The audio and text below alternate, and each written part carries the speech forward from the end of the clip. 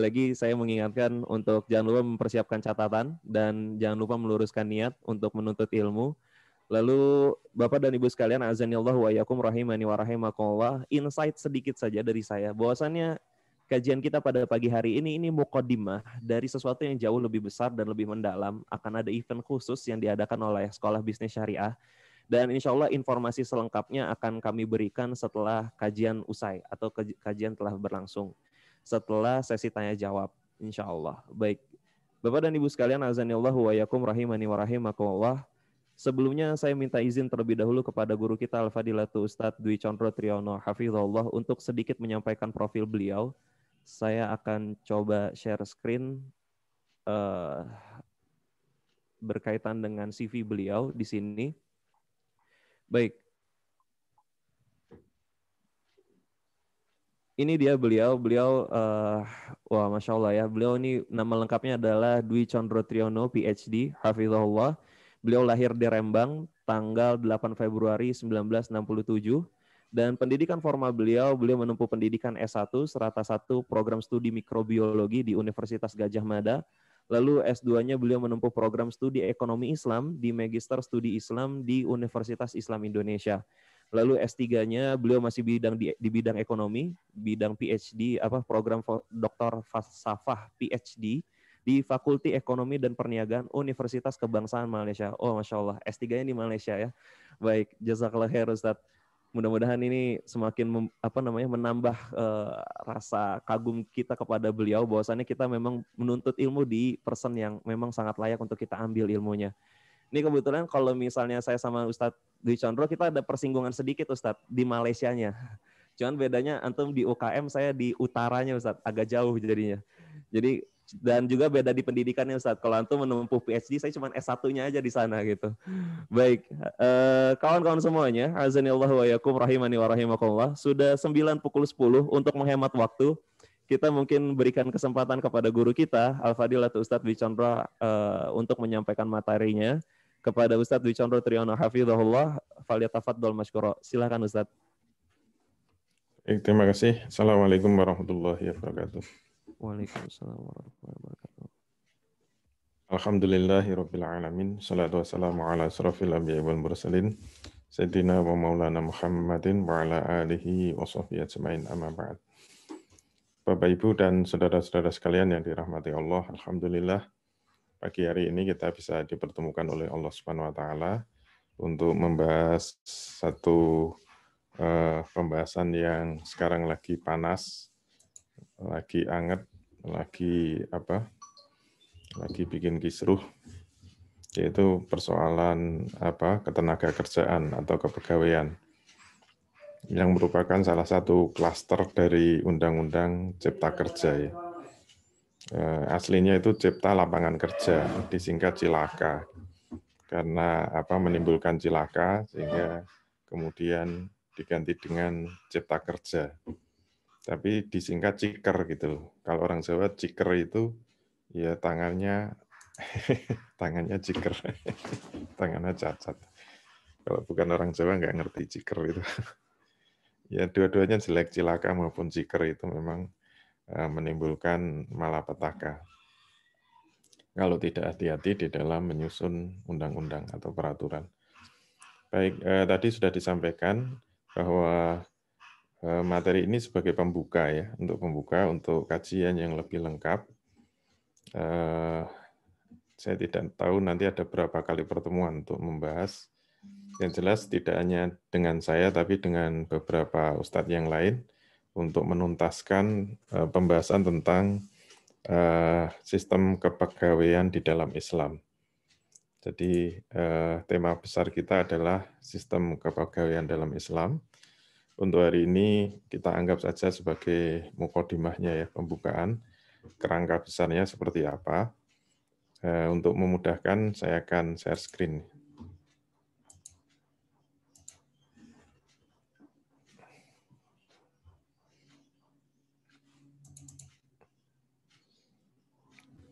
Baik, untuk materi saya beri judul Sistem Kepegawaian dalam Islam. Nanti kalau ada yang berminat ya boleh nanti saya kirim ke panitia nanti biar diatur oleh panitia. Nah, sebagai pembuka ini untuk mengawali semua pembahasan kaitannya dengan muamalah Islam ya. Jadi saya selalu membuka dengan satu ayat dari Al-Quran, yaitu surah An-Nisa ayat 29. Ini peringatan-peringatan dari Allah supaya kita berhati-hati. Tadi disampaikan peringatan dari profesor ya. Ini di atasnya profesor yaitu dari Allah Subhanahu wa taala. Jadi dalam surah An-Nisa 29 Allah Subhanahu wa taala berfirman, "Ya ayyuhallazina amanu la ta'kulu amwalakum bainakum bil batil illa an takuna tijaratan antara minkum wa la taqtulu anfusakum innallaha kana bikum rahima." Jadi Allah Subhanahu wa taala berfirman, "Ya ayyuhallazina amanu, wahai orang-orang yang beriman, la ta'kulu amwalakum." Janganlah kamu memakan harta. La ta'kulu itu arti letternya adalah janganlah kamu memakan. Tapi kalau kita lihat tafsirnya bisa dimaknai dengan la ta'khudhu, janganlah kamu mengambil. Jadi memakan bisa diartikan dengan mengambil. Nah, larangan dari Allah itu la ta'kulu amwalakum bainakum. Janganlah kamu mengambil harta sesamamu bil batil, dengan cara yang batil. Ini prinsip dasar muamalah. Jadi muamalah itu hakikatnya adalah saling memakan harta atau saling mengambil harta. Oleh karena itu, semua aktivitas untuk bisnis, semua aktivitas muamalah atau bisnis itu hakikatnya adalah mengambil harta orang lain. Oleh karena itu,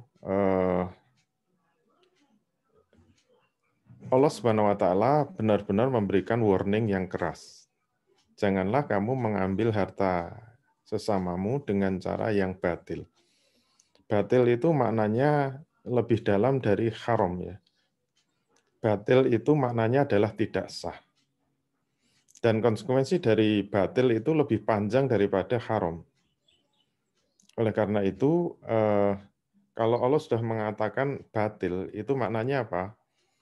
Berarti kalau di dalam kitab fikih dijelaskan harta yang diperoleh secara tidak sah atau batal, boleh dibaca batal, boleh dibaca batil ya dalam istilah bahasa Arab.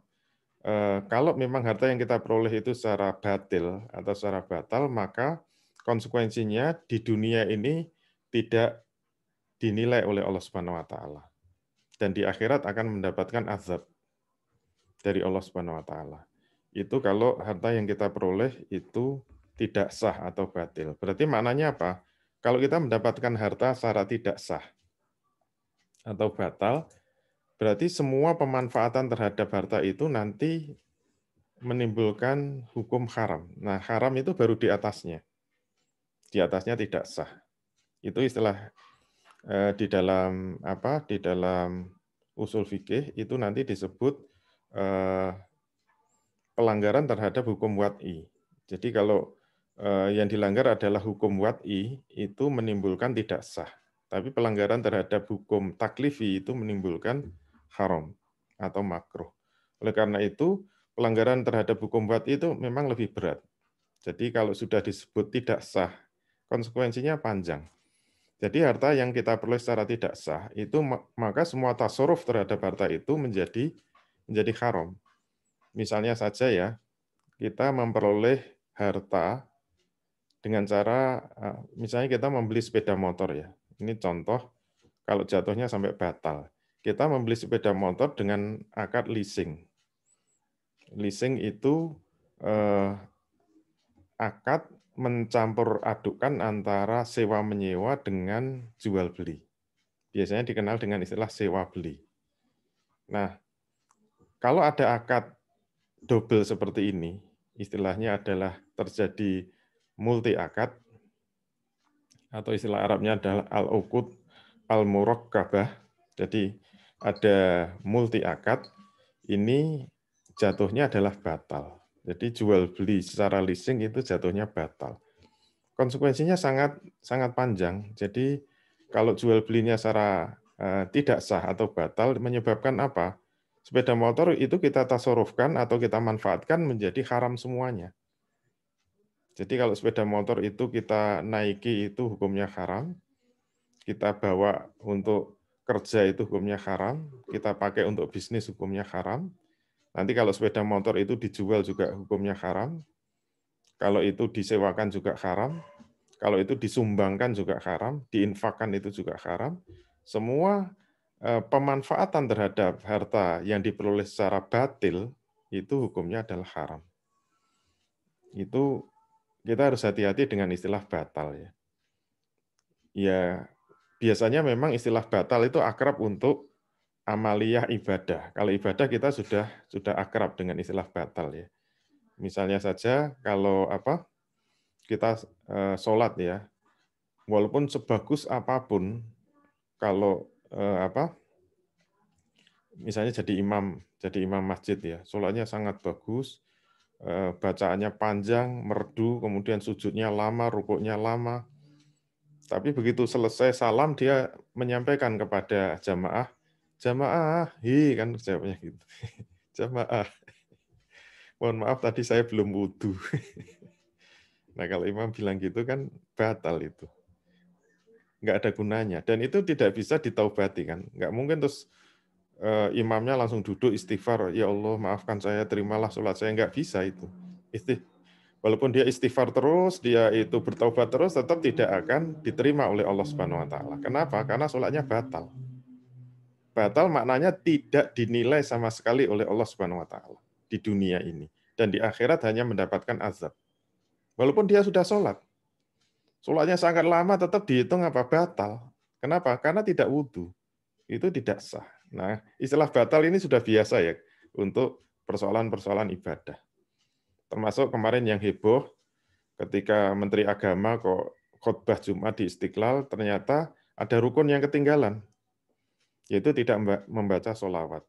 Kalau menurut Imam Syafi'i itu tidak sah. Kenapa? Ada rukun yang ketinggalan. Kalau ada satu saja rukun yang ketinggalan itu maknanya apa? Tidak sah.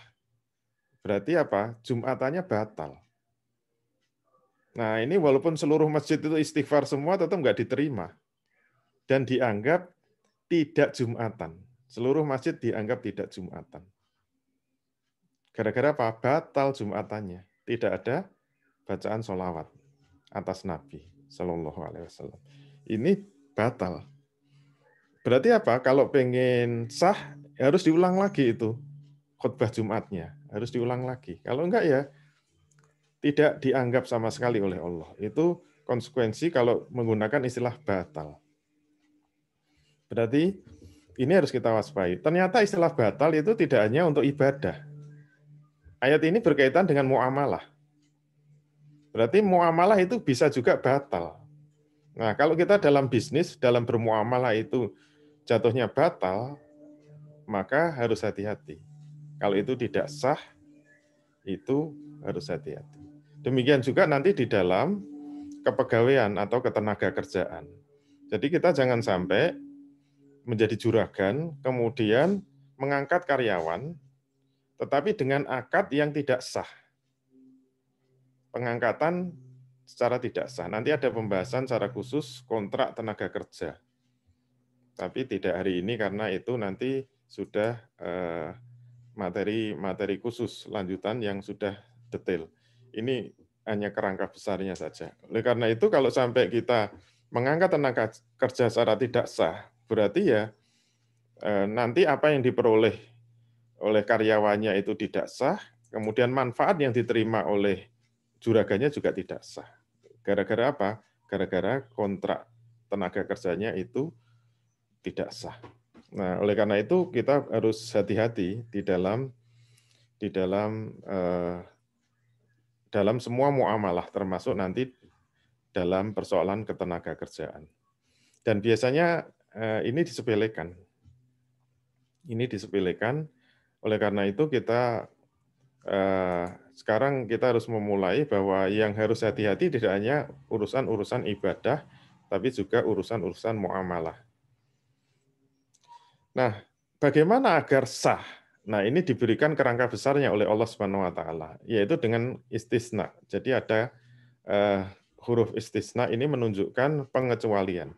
Kalau ingin tidak batil, caranya gimana? Agar sah, illa antakuna tijaratan antara minkum. Jadi kalau ingin sah, caranya gimana? Illa antakuna tijaratan, kecuali dengan cara tijaroh. Tijaroh itu kalau bahasa Malaysia perniagaan. Ini juga bahasa Indonesia perniagaan juga. Cuma bahasa Indonesia itu nggak konsisten. Kalau di Malaysia konsisten. Begitu diserap dari bahasa Inggris bisnis kan. Bisnis diartikan perniagaan. Kalau Indonesia kan bisnis diartikan bisnis juga gitu. Cuma tulisannya aja yang beda gitu. Ini nggak konsisten. Saya kalau kuliah di Malaysia bingung itu karena Malaysia sangat konsisten dalam menyerap istilah-istilah bahasa Inggris.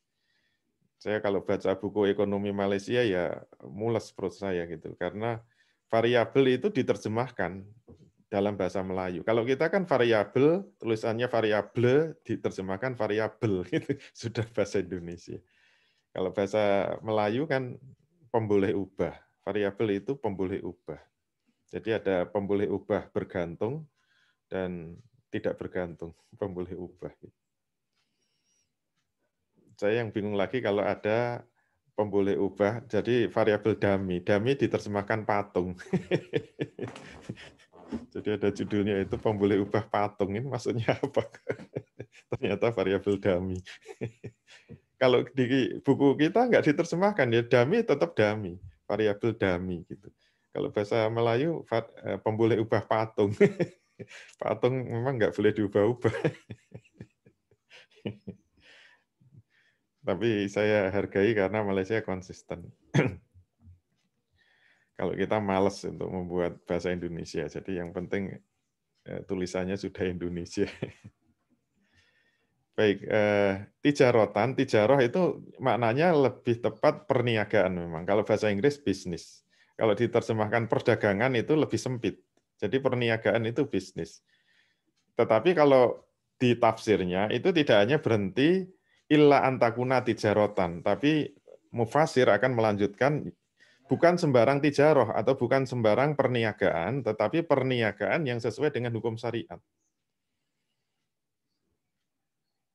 Jadi kalau perniagaannya itu tidak sesuai dengan hukum syariat atau bisnisnya tidak sesuai dengan hukum syariat, walaupun syarat kedua ini terpenuhi, yaitu antarol minkum, itu tetap tidak sah.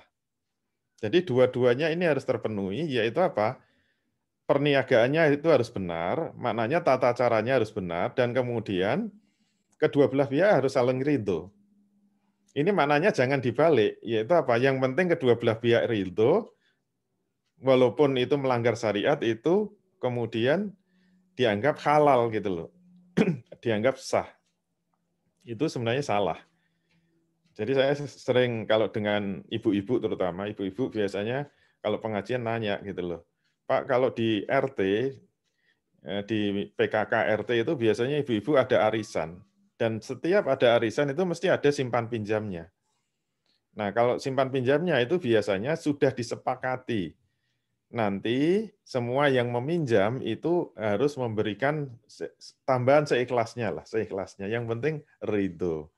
Nanti semua tambahan-tambahan dari pinjaman dikumpulkan akhir tahun nanti dibagi-bagi kepada yang memberi pinjaman gitu loh. Nah, ini kan yang memberi pinjaman ridho, yang meminjam juga ridho dengan tambahan itu. Ini sudah saling ridho, apakah ini tetap haram?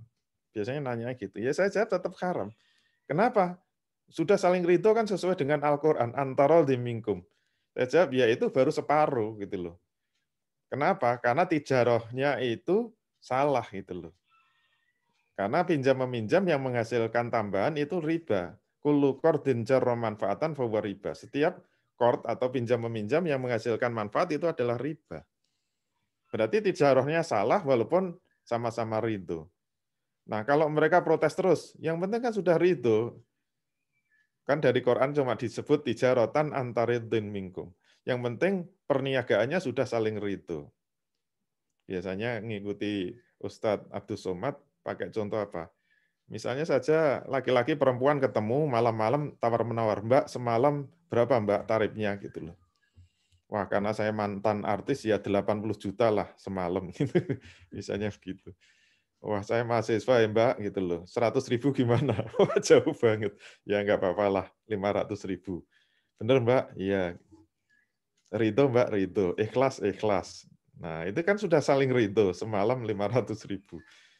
Apakah itu halal kalau tanyakan ibu-ibu? Oh ya haram. Nah, itu kan menunjukkan walaupun saling ridho itu tidak menghalalkan. Kenapa? Karena itu untuk tijarah yang haram. Nah, ini pembahasan ketenaga kerjaan sebenarnya itu. Itu kan sewa tenaga. Semalam berapa gitu, menemani tidur. Laki-laki hidung belang gitu. Itu termasuk ketenaga kerjaan yang nanti dibahas secara detail kalau sudah pertemuan berikutnya. Nanti ada yang disebut ajir am, ajir khos. Nah, itu termasuk ajir am itu. Kupu-kupu malam itu ajir am. Tapi yang haram. Karena apa? Manfaatnya itu adalah manfaat yang haram. Ini ayat pertama yang bisa dijadikan pegangan bahwa kita harus hati-hati di dalam bermuamalah. Karena sekarang ini agak jomplang pengajian-pengajian Islam lebih banyak yang dibahas itu masalah ibadah atau akhlak. Kalau nggak membahas akhlak, biasanya membahas ibadah. Kalau tidak membahas ibadah, biasanya membahas akhlak.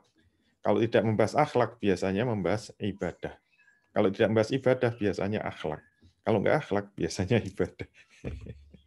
Sampai kapan? Ya, sampai muamalah dibahas. Padahal sebenarnya, kalau kita lihat dalil berikutnya ya, kalau ini peringatan dari Rasul, ya'ti 'alan nasi zamanun la yubalil mar'u ma akhadha minhu a minal halali am minal harami. Jadi Nabi mengatakan ya'ti 'alan nasi zamanun, akan datang pada manusia itu suatu zaman di mana apa? Semua manusia sudah tidak peduli lagi apa yang diambilnya. Nah, ini berkaitan muamalah juga itu. Sudah nggak peduli lagi apa yang diambilnya, yaitu apa? A minal halali, apakah itu halal? Am minal harami, apakah itu haram? Dan kayaknya apa yang disinyalir oleh Rasul itu terjadi pada saat sekarang kita ini hidup. Zaman yang dimaksud Rasul kayaknya ya sekarang ini kita hidup, di mana orang Islam sudah nggak peduli lagi yang diambil halal apa haram. Apalagi kalau sudah muncul prinsip cari yang haram aja susah, apalagi cari yang halal gitu. Wah, kalau sudah kayak gitu mengerikan. Padahal cari yang haram itu mudah gitu. Ya kalau ada warung diembat aja langsung lari kan mudah. Itu yang haram. Kalau udah bilang yang haram ada susah gitu, berarti untuk nyolong aja udah susah. Itu sudah mengerikan kalau ada ungkapan-ungkapan seperti itu. Dan kayaknya zaman sekarang udah ngawur semua. Udah ngawur. Kemarin saya ketemu kakak ipar saya, kebetulan dia pejabat, kalau dia cerita ya Allah, padahal pejabat ya level bawah. Kalau mau jadi pejabat jujur, benar-benar hancur gitu. Karena hampir semua, ya Allah, yang namanya bagaimana mendapatkan harta-harta yang haram itu bertebaran di mana-mana. Itu yang level bawah, apalagi yang level atas itu. Sampai membuat rokok saja bisa membakar gedung yang sangat besar. Itu kan gara-gara apa? Permainan level tinggi itu. Sehingga bisa membuat rokok yang sangat bertenaga besar. Itu mungkin rokok nuklir. Rokok bisa membakar gedung sebesar itu ya luar biasa itu. Itu karya anak bangsa betul. Perlu diapresiasi. Nah, kenapa kita harus serius di dalam berbicara masalah harta ini? Karena di akhirat nanti pertanggungjawaban harta itu jauh lebih berat dari yang lainnya. Dasarnya dari hadis Nabi, anin Nabi Shallallahu Alaihi Wasallam qala. Dari Nabi Shallallahu Alaihi Wasallam beliau bersabda, la yazulu qadma ibni Adam yaumal qiyamati min indi rabbih hatta yus'ala an khamsin. Jadi Nabi mengatakan tidak akan bergeser telapak kaki anak Adam besok di hari kiamat di sisi Tuhannya sampai selesai 5 pertanyaan. Jadi nanti ada 5 pertanyaan yang akan ditanyakan oleh Allah besok di padang mahsyar. Yang pertama apa? An umrihi fima afnahu. Kamu diberi umur, kamu gunakan untuk apa?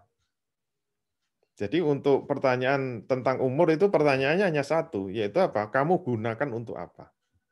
Yang kedua, wasababihi fima ablahu. Kamu diberi masa muda, kamu gunakan untuk apa?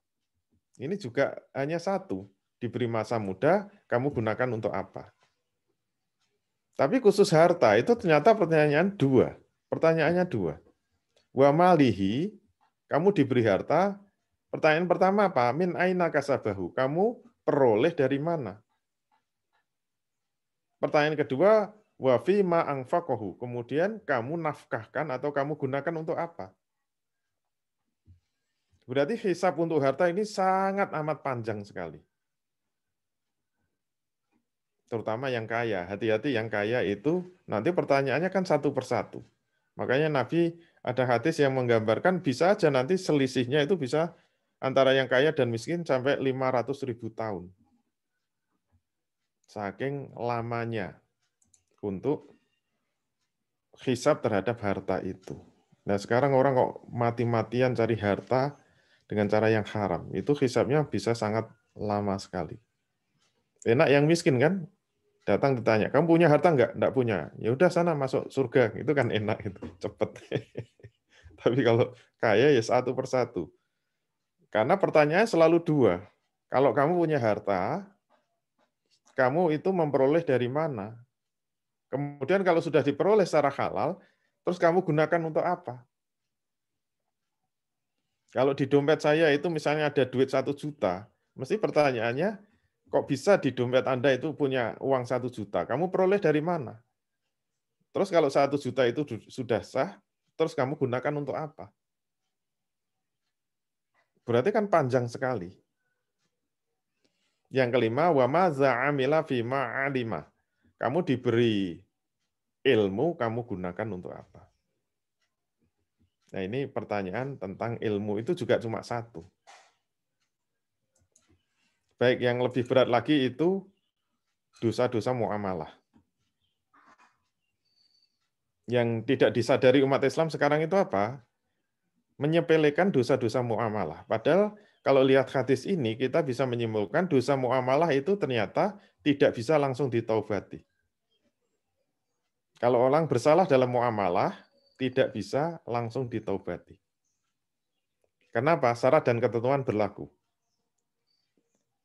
Syarat dan ketentuan berlaku. Kalau syarat dan ketentuannya tidak terpenuhi, maka sampai hari kiamat itu nanti akan tetap menjadi beban bagi orang yang bersalah itu. Walaupun dia istighfar terus, istighfar, minta maaf, kepada Allah nggak akan dimaafkan. Dalilnya apa? Ini dari hadis riwayat Imam Muslim. Ini kalau dilihat dalam kitabnya itu judulnya adalah Muflis, Babul Muflis. Orang yang bangkrut. Hadisnya anna Rasulullah sallallahu alaihi wasallam qaul, bahwasanya Rasul sallallahu alaihi wasallam pernah bertanya kepada para sahabat. Atadruna mal muflisu? Wahai para sahabat, tahukah kamu siapa orang yang bangkrut itu? Ini pertanyaan untuk para sahabat. Qalu, kemudian para sahabat menjawab, al muflisu fina man la dirhamalahu wala mata'. Para sahabat menjawab, orang yang bangkrut menurut kami adalah orang yang sudah tidak punya dirham. Dirham itu mata uang kecil ya. Kalau yang gede itu dinar. Ini mata uang perak itu. Jadi orang kalau sudah nggak punya recehan itu dia sudah dianggap bangkrut. Wala mata dan sudah tidak punya harta kekayaan lagi. Faqala, kemudian Rasul menjelaskan, innal muflisa min ummati ya'ti yaumal qiyamati bisolatin wasiyamin wazakatin. Orang yang bangkrut dari kalangan umatku itu adalah orang yang datang besok di hari kiamat dengan membawa amalan ibadah yang komplit. Ingat, ibadahnya udah beres. Yaitu apa? Sholatnya sudah beres. Kemudian puasanya beres. Zakatnya beres. Kalau perlu hajinya beres. Tapi haji tidak disebut. Tapi kenapa Rasul mengatakan dia bangkrut? Jawabnya apa? Karena dia melakukan dosa-dosa muamalah. Bagaimana kelanjutan hadisnya? Wa ya'ti qad syatama hadza wa qadafa hadza wa akala mala hadza wa safaka dama hadza wa daraba hadza. Yang disebut dalam hadis ini ada lima dosa-dosa muamalah yang membangkrutkan orang ahli ibadah. Dia ahli ibadah tapi bangkrut gara-gara dosa muamalah. Yang pertama apa? Nabi mengatakan wa ya'ti qad syatama hadza. Sayangnya dia datang kepada Allah itu dengan membawa dosa syatama. Apa syatama itu? Ternyata dia pernah menghina orang lain, pernah merendahkan orang lain, pernah melecehkan orang lain. Tapi dia tidak pernah minta maaf di dunia. Nah, cara menyelesaikannya ternyata sangat mengerikan. Kalau dia tidak pernah minta maaf pada orang yang disalahi tadi, walaupun dia istighfar terus, minta maaf terus kepada Allah, tidak diampuni. Kenapa? Akan diselesaikan di akhirat dengan cara apa? Kalau kita loncat hadisnya, fayu'ta hadza min hasanatihi wa hadza min hasanatihi. Ternyata cara menyelesaikan di akhirat bukan suruh halal bihalal, bukan suruh sawalan di akhirat, bukan suruh salam-salaman. Ternyata cara menyelesaikannya fayu'ta hadza min hasanatihi wa hadza min hasanatihi. Akan diambil amal kebajikannya dan akan diambil amal kebajikannya. Jadi untuk menyelesaikannya sangat mengerikan. Yaitu apa? Orang yang disalahi tadi pasti akan menuntut di akhirat. Ini kalau dibayangkan mestinya orang ini masuk surga. Kenapa? Rukun Islamnya udah beres. Rukun Islamnya mungkin syahadatnya beres, sholat, puasa, zakat, haji udah beres semua. Harusnya dia masuk surga. Tinggal digandeng masuk surga. Tapi diinterupsi. Ya Allah, jangan masukkan dia ke surga. Kenapa? Dia pernah menghina saya. Dan belum pernah diselesaikan di dunia. Terus cara menyelesaikan gimana? Akan diambil amal kebajikannya. Amal sholatnya akan diambil. Amal sholatnya akan diambil. Akan diserahkan kepada orang yang disalahi tadi. Sampai selesai urusan syatama, kalau dia masih punya sisa pahala, dia berhak masuk surga. Tapi dia diinterupsi kelompok kedua, yaitu apa? Wa qadafa hadza. Ya Allah, jangan masukkan dia ke surga. Kenapa? Dia pernah melakukan fitnah. Dia pernah memfitnah saya dan belum diselesaikan di dunia. Terus cara menyelesaikannya sama. Kalau amal sholatnya, pahala-pahala sholatnya habis, maka yang diambil apa? Puasanya. Pahala-pahala puasanya diambil, pahala puasanya diambil, pahala puasanya diambil, untuk menyelesaikan fitnah-memfitnah tadi. Fitnah-fitnahnya harus ditutup. Kalau selesai urusan fitnah, kalau masih ada pahala, dia berhak masuk surga. Tapi dia melakukan kesalahan yang ketiga. Nah, ini hubungannya dengan harta. Wa akala mala hadza. Dia pernah memakan harta secara tidak hak, tidak sesuai dengan perniagaan Islam tadi. Ini harus hati-hati. Contoh yang sepele misalnya utang piutang. Dia utang tidak bayar, kok dibawa sampai mati. Itu nanti digugat di akhirat. Kata Nabi bukan utang nanti dibayar dengan dinar dan dirham, di akhirat sudah nggak ada. Membayar utang piutang di dunia dengan apa? Amal kebajikan. Kalau pahala puasanya habis ya bergerak ke zakatnya. Zakatnya diambil untuk nutup utang-utang di dunia. Karena ini tidak bisa ditobati. Bahkan ancaman Nabi nggak main-main. Besok orang yang mati syahid itu masuk surga seperti kilatan ya, secepat kilat. Tapi begitu sampai pintu surganya berhenti kalau dia masih punya tanggungan utang. Itu maknanya tanggungan muamalah. Termasuk nanti yang akan kita bahas dalam urusan ketenagakerjaan atau kepegawaian. Contohnya apa? Misalnya seorang juragan punya karyawan. Karyawan sudah menunaikan tugasnya, sudah bekerja, tapi tidak dibayar, tidak digaji. Kok sampai mati nggak pernah digaji, itu besok termasuk yang ini, dituntut di akhirat. Membayarnya bukan pakai dinar dan dirham, nanti membayarnya pakai amal kebajikan. Pahala-pahala puasanya diambil, kalau habis pahala zakatnya diambil, pahala sedekahnya diambil. Ini urusan apa? Urusan harta. Ini sangat bahaya. Apalagi yang paling bahaya nanti kalau pejabat kok berani korupsi, yang kita singgung tadi. Kalau pejabat berani korupsi itu nanti yang menggugat ya seluruh rakyatnya. Misalnya bupati berani korupsi, yang menggugat ya rakyat kabupaten, seluruh kabupaten. Misalnya 3 juta ya 3 juta tunjuk jari semua. Ya Allah, jangan masukkan bupati ke surga. Kenapa? Karena dia pernah korupsi. Apalagi kalau presiden, 270 juta tunjuk jari. Ya Allah, jangan masukkan presiden itu ke surga. Kenapa? Pernah korupsi. Lah kok tahu? Nanti semua diputer kan? Filmnya diputer di akhirat. Semua orang menyaksikan. Dan semua orang bisa menggugat. Ini bahayanya urusan harta itu sangat bahaya. Oleh karena itu, ini urusan-urusan yang tidak bisa ditaubati di dunia. Harus diselesaikan di dunia secara hak. Yang berikutnya wasafakat damahaza, menumpahkan darah. Nah, kemarin demo-demo itu banyak yang berdarah-darah, banyak yang hilang. Ini kalau tidak diselesaikan dengan hak, nanti dibawa sampai akhirat. Nabi juga mengatakan, di akhirat tidak ada hutang darah dibayar pakai darah, nggak ada. Tapi membayarnya pakai apa? Pakai amal kebajikan lagi. Kalau pahala zakatnya habis, ya bergerak ke hajinya. Pahala-pahala hajinya dihabisi oleh utang darah ini. Kemudian yang kelima, wadorobahaza. Dia pernah memukul, pernah menempeleng, pernah menyiksa, pernah menginjak-injak, dan tidak diselesaikan dengan hak di dunia, maka akan dibayar pakai amal kebajikan. Yang disebut menyelesaikan secara hak itu di dunia dengan apa? Dengan kisos itu. Misalnya seperti novel Baswedan itu, kalau pernah matanya disiram pakai air keras, itu kisosnya apa? Ya suruh nyiram lagi gitu loh. Itu namanya hukuman kisos. Tapi kalau nggak mau, bisa diganti dengan diat. Kalau diatnya itu separuh mata buta, itu diatnya setengah diat. Jadi satu diat itu 100 ekor unta. Kalau setengah diat 50 ekor unta. Atau 1000 dinar. Berarti kalau mata satu itu 500 dinar. Kira-kira sekarang 2 miliar. Satu mata itu 2 miliar. Kalau yang satu matanya itu menjadi blawur, ya itu bisa 1,5 diat. Itu mungkin kira-kira ya 750 dinar. Itu bisa 3.000 miliar. Itu bisa dituntut seperti itu. Jadi nggak main-main.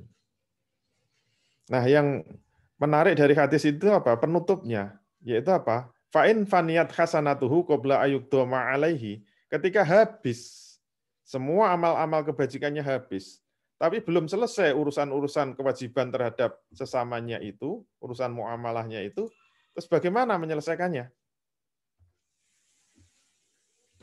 Yang menggugat masih banyak, tapi pahalanya habis semua. Pahala apa? Mungkin mulai pahala syahadatnya habis, pahala sholatnya habis, pahala puasanya habis, pahala zakatnya habis, pahala hajinya habis, sampai pahala-pahala sunatnya habis. Mungkin umroh-umrohnya habis, sodakoh-sodakohnya habis, tahajud-tahajudnya habis, sholat-sholatnya sunat habis, puasa sunat Senin Kemisnya habis, semuanya habis, tapi yang menggugat masih banyak. Yang menggugat masih banyak. Terus bagaimana cara menyelesaikannya? Ternyata sama Allah dibalik. Dibalik. Ini yang paling mengerikan, yaitu apa? Ukhidha min khotoyahum faturikat alaihi. Akan diambil dosa-dosanya, kemudian diberikan kepada orang yang bersalah tadi. Jadi kalau yang menggugat masih banyak, cara menyelesaikan bagaimana? Nanti yang bersalah ditanya, kamu masih punya dosa enggak? Misalnya yang salah presidennya. Presidennya udah digugat, ternyata pahalanya sudah habis. Yang menggugat masih banyak. Nanti rakyatnya yang menggugat ditanya, wahai rakyat Indonesia, kamu masih punya dosa kesalahan enggak? Masih. Diambili, dikasihkan presidennya. Dosa rakyatnya diambil, dikasihkan presidennya. Kemudian hadis ini ditutup dengan apa? Tsumma turikha finnar. Kemudian dia dilemparkan ke dalam api neraka. Gara-gara apa? Ibadahnya bagus, tapi muamalahnya jeblok. Dia dilemparkan ke neraka, disebut apa? Muflis. Orang yang bangkrut. Krut. Habis. Kesimpulannya apa? Muamalah itu juga harus terikat dengan syariat. Tidak hanya ibadah yang serius, tapi juga muamalah. Tsumma ja'alnaka 'ala syari'atin minal amri fattabi'ha wa la tattabi' ahwa'al ladzina la ya'lamun. Kemudian kami telah menjadikan kamu berada di atas suatu syariat untuk semua urusan-urusan agama itu. Ikutilah syariat itu dan janganlah kamu mengikuti hawa nafsu orang-orang yang tidak mengetahui. Kalau kita mau mengikuti janji Allah luar biasa. Ini biasanya kalau di pesantren disebut ayat 1000 dinar. Kenapa 1000 dinar? Katanya Kiai kalau mau baca 1000 kali nanti dapat 1000 dinar. Biar semangat. Tapi enggak ada dalilnya ya. Wa may yattaqillaha yaj'al lahu makhraja. Barang siapa yang bertakwa kepada Allah, maka Allah akan memberikan kepadanya jalan keluar. Bertakwa maknanya apa? Siap menjalankan semua perintah-perintah Allah dan menjauhi semua larangan-larangan Allah. Kalau ada masalah, Allah yang akan memberikan jalan keluar. Ini biasanya untuk, kalau saya ngisi pengusaha itu untuk membesarkan hati mereka yang mau hijrah, yang kerjanya di tempat yang haram. Misalnya kerja di bank, kerja di koperasi, kerja di asuransi yang bercampur-campur dengan riba itu, kalau pengen hijrah biasanya takut. Nah ini untuk membesarkan hati, ya kembalinya kepada Allah. Ini yang janji Allah ya, bukan saya. Siapa kalau kita siap untuk menjalankan perintah Allah, siapa yang akan memberikan jalan keluar? Ya Allah Subhanahu wa taala. Wa yarzuqhu min haitsu la yahtasib. Dan Allah akan memberi rezeki dari arah yang tidak disangka-sangka. Wa may yatawakkal Allah fa huwa hasbuh. Barang siapa yang bertawakal kepada Allah, pasti Allah lah yang akan memberi kecukupan. Itu janji Allah Subhanahu wa taala. Baik, itu sebagai pengantar. Sekarang kita masuk persoalan kepegawaiannya atau ketenagakerjaan. Jadi kepegawaian atau ketenagakerjaan itu di dalam ilmu ekonomi disebut faktor produksi. Yang kedua ya. Jadi pasar faktor produksi itu kan ada 3. Lahan, tenaga kerja, dan modal. Dan ini digunakan untuk memproduksi. Maka kalau ingin ekonomi suatu negara itu produksi selalu meningkat, karena biasanya ilmu ekonomi kapitalis kan ukuran keberhasilan ekonomi kan dengan pertumbuhan ekonomi. Pertumbuhan itu ternyata dihitung dari GNP atau GDP kan, Gross Domestic Product. Berarti ukurannya produk kan. Kalau produk itu mengalami kenaikan, maknanya ada pertumbuhan ekonomi. Bagaimana produk bisa meningkat? Kuncinya ada pada faktor produksi, yaitu apa? Persoalan lahan, persoalan modal, dan persoalan ketenagakerjaan. Oleh karena itu, sebuah perekonomian jika menginginkan agar dapat terus tumbuh dan berkembang, maka faktor tenaga kerja ini harus mendapatkan perhatian yang serius. Dan faktanya ternyata dalam ekonomi pasar bebas atau ekonomi kapitalis, persoalan tenaga kerja ini terus-menerus menimbulkan problem yang tidak berujung pangkal. Nah, posisi tenaga kerja atau kaum buruh dalam ekonomi kapitalisme ini senantiasa tertindas. Sehingga seperti masalah yang tidak ada akhirnya sampai besok di hari kiamat. Seakan-akan terus saja menimbulkan problem. Nah, bagaimana menyelesaikan problem itu?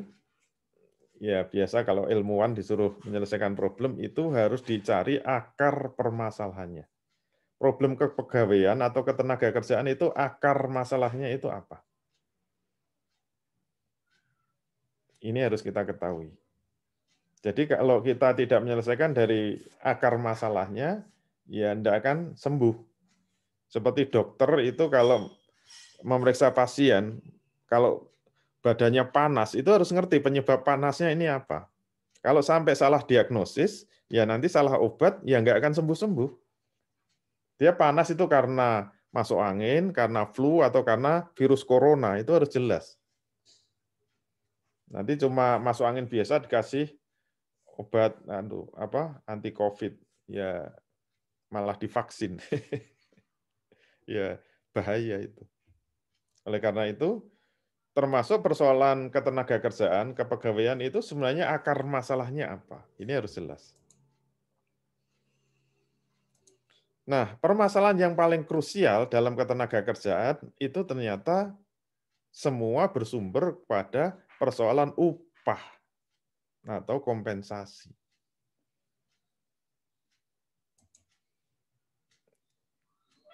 Oleh karena itu, selama penentuan upah dalam masalah ketenagakerjaan ini tidak clear, tidak selesai secara adil, maka ini akan terus-menerus menimbulkan problem yang tidak berujung pangkal. Yang lain-lain itu sebenarnya hanya masalah apa? Sekunder. Jadi masalah seperti urusan keselamatan kerja, cuti kerja, etos kerja, keterampilan kerja, lain kerja, dan sebagainya itu masalah turunan. Sebelum akarnya ini diselesaikan, nanti percuma membahas masalah tunjangan, masalah apa, masalah cuti, masalah apa, keselamatan kerja dan sebagainya itu semuanya turunan. Kalau kita membahas apa undang-undang, mestinya harus dibedakan dulu mana yang ini pokok persoalan yang harus diselesaikan dan mana yang itu sebenarnya turunan-turunannya. Oleh karena itulah kita bisa melihat kenapa persoalan ketenagakerjaan atau kepegawaian ini nggak selesai-selesai juga, itu pasti berangkat dari sudut pandang penyelesaian yang salah.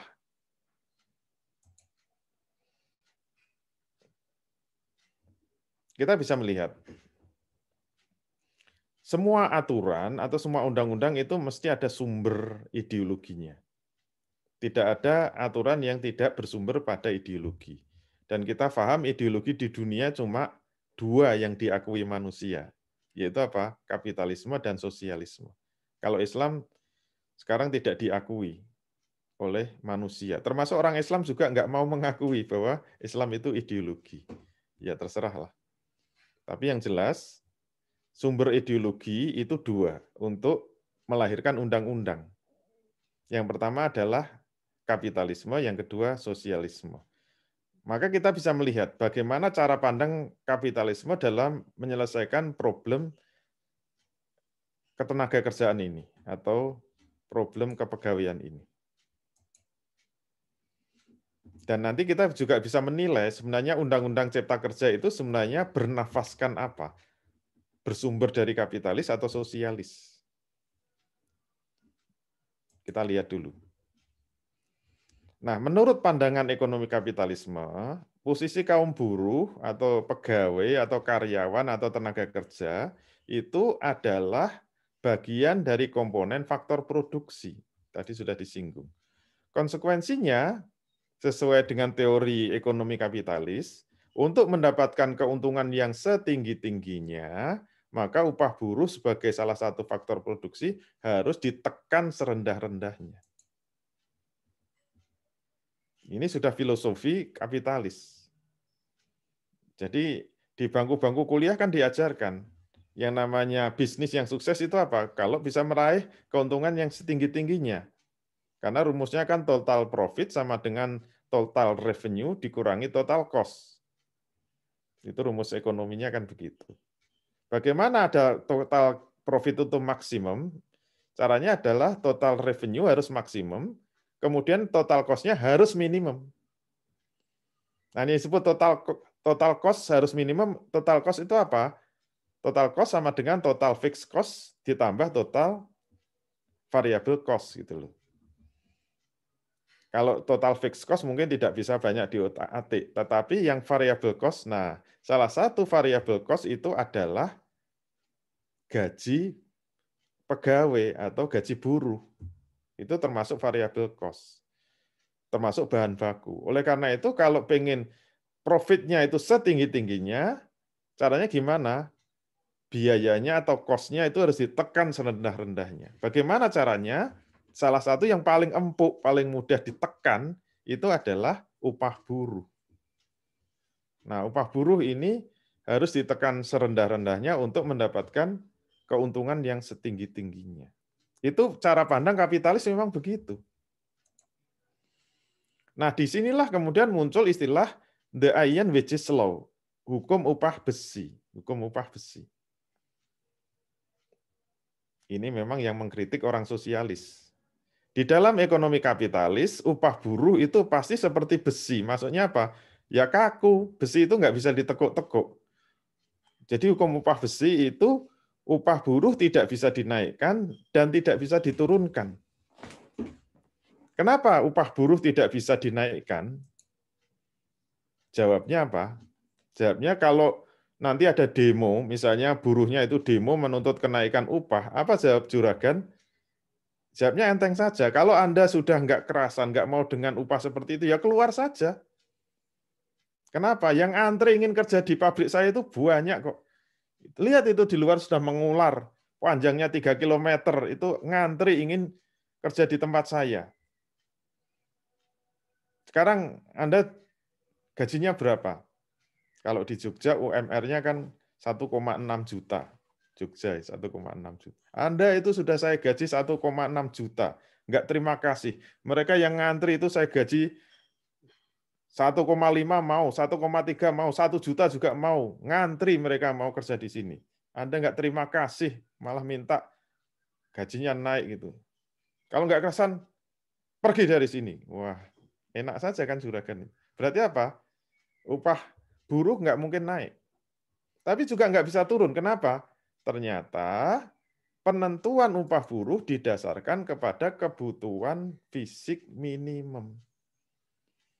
Jadi cara menghitung upah buruh itu dihitung menurut apa? Standar hidup di Yogyakarta. Ketemunya 16 itu 1,6 juta dihitung dari mana?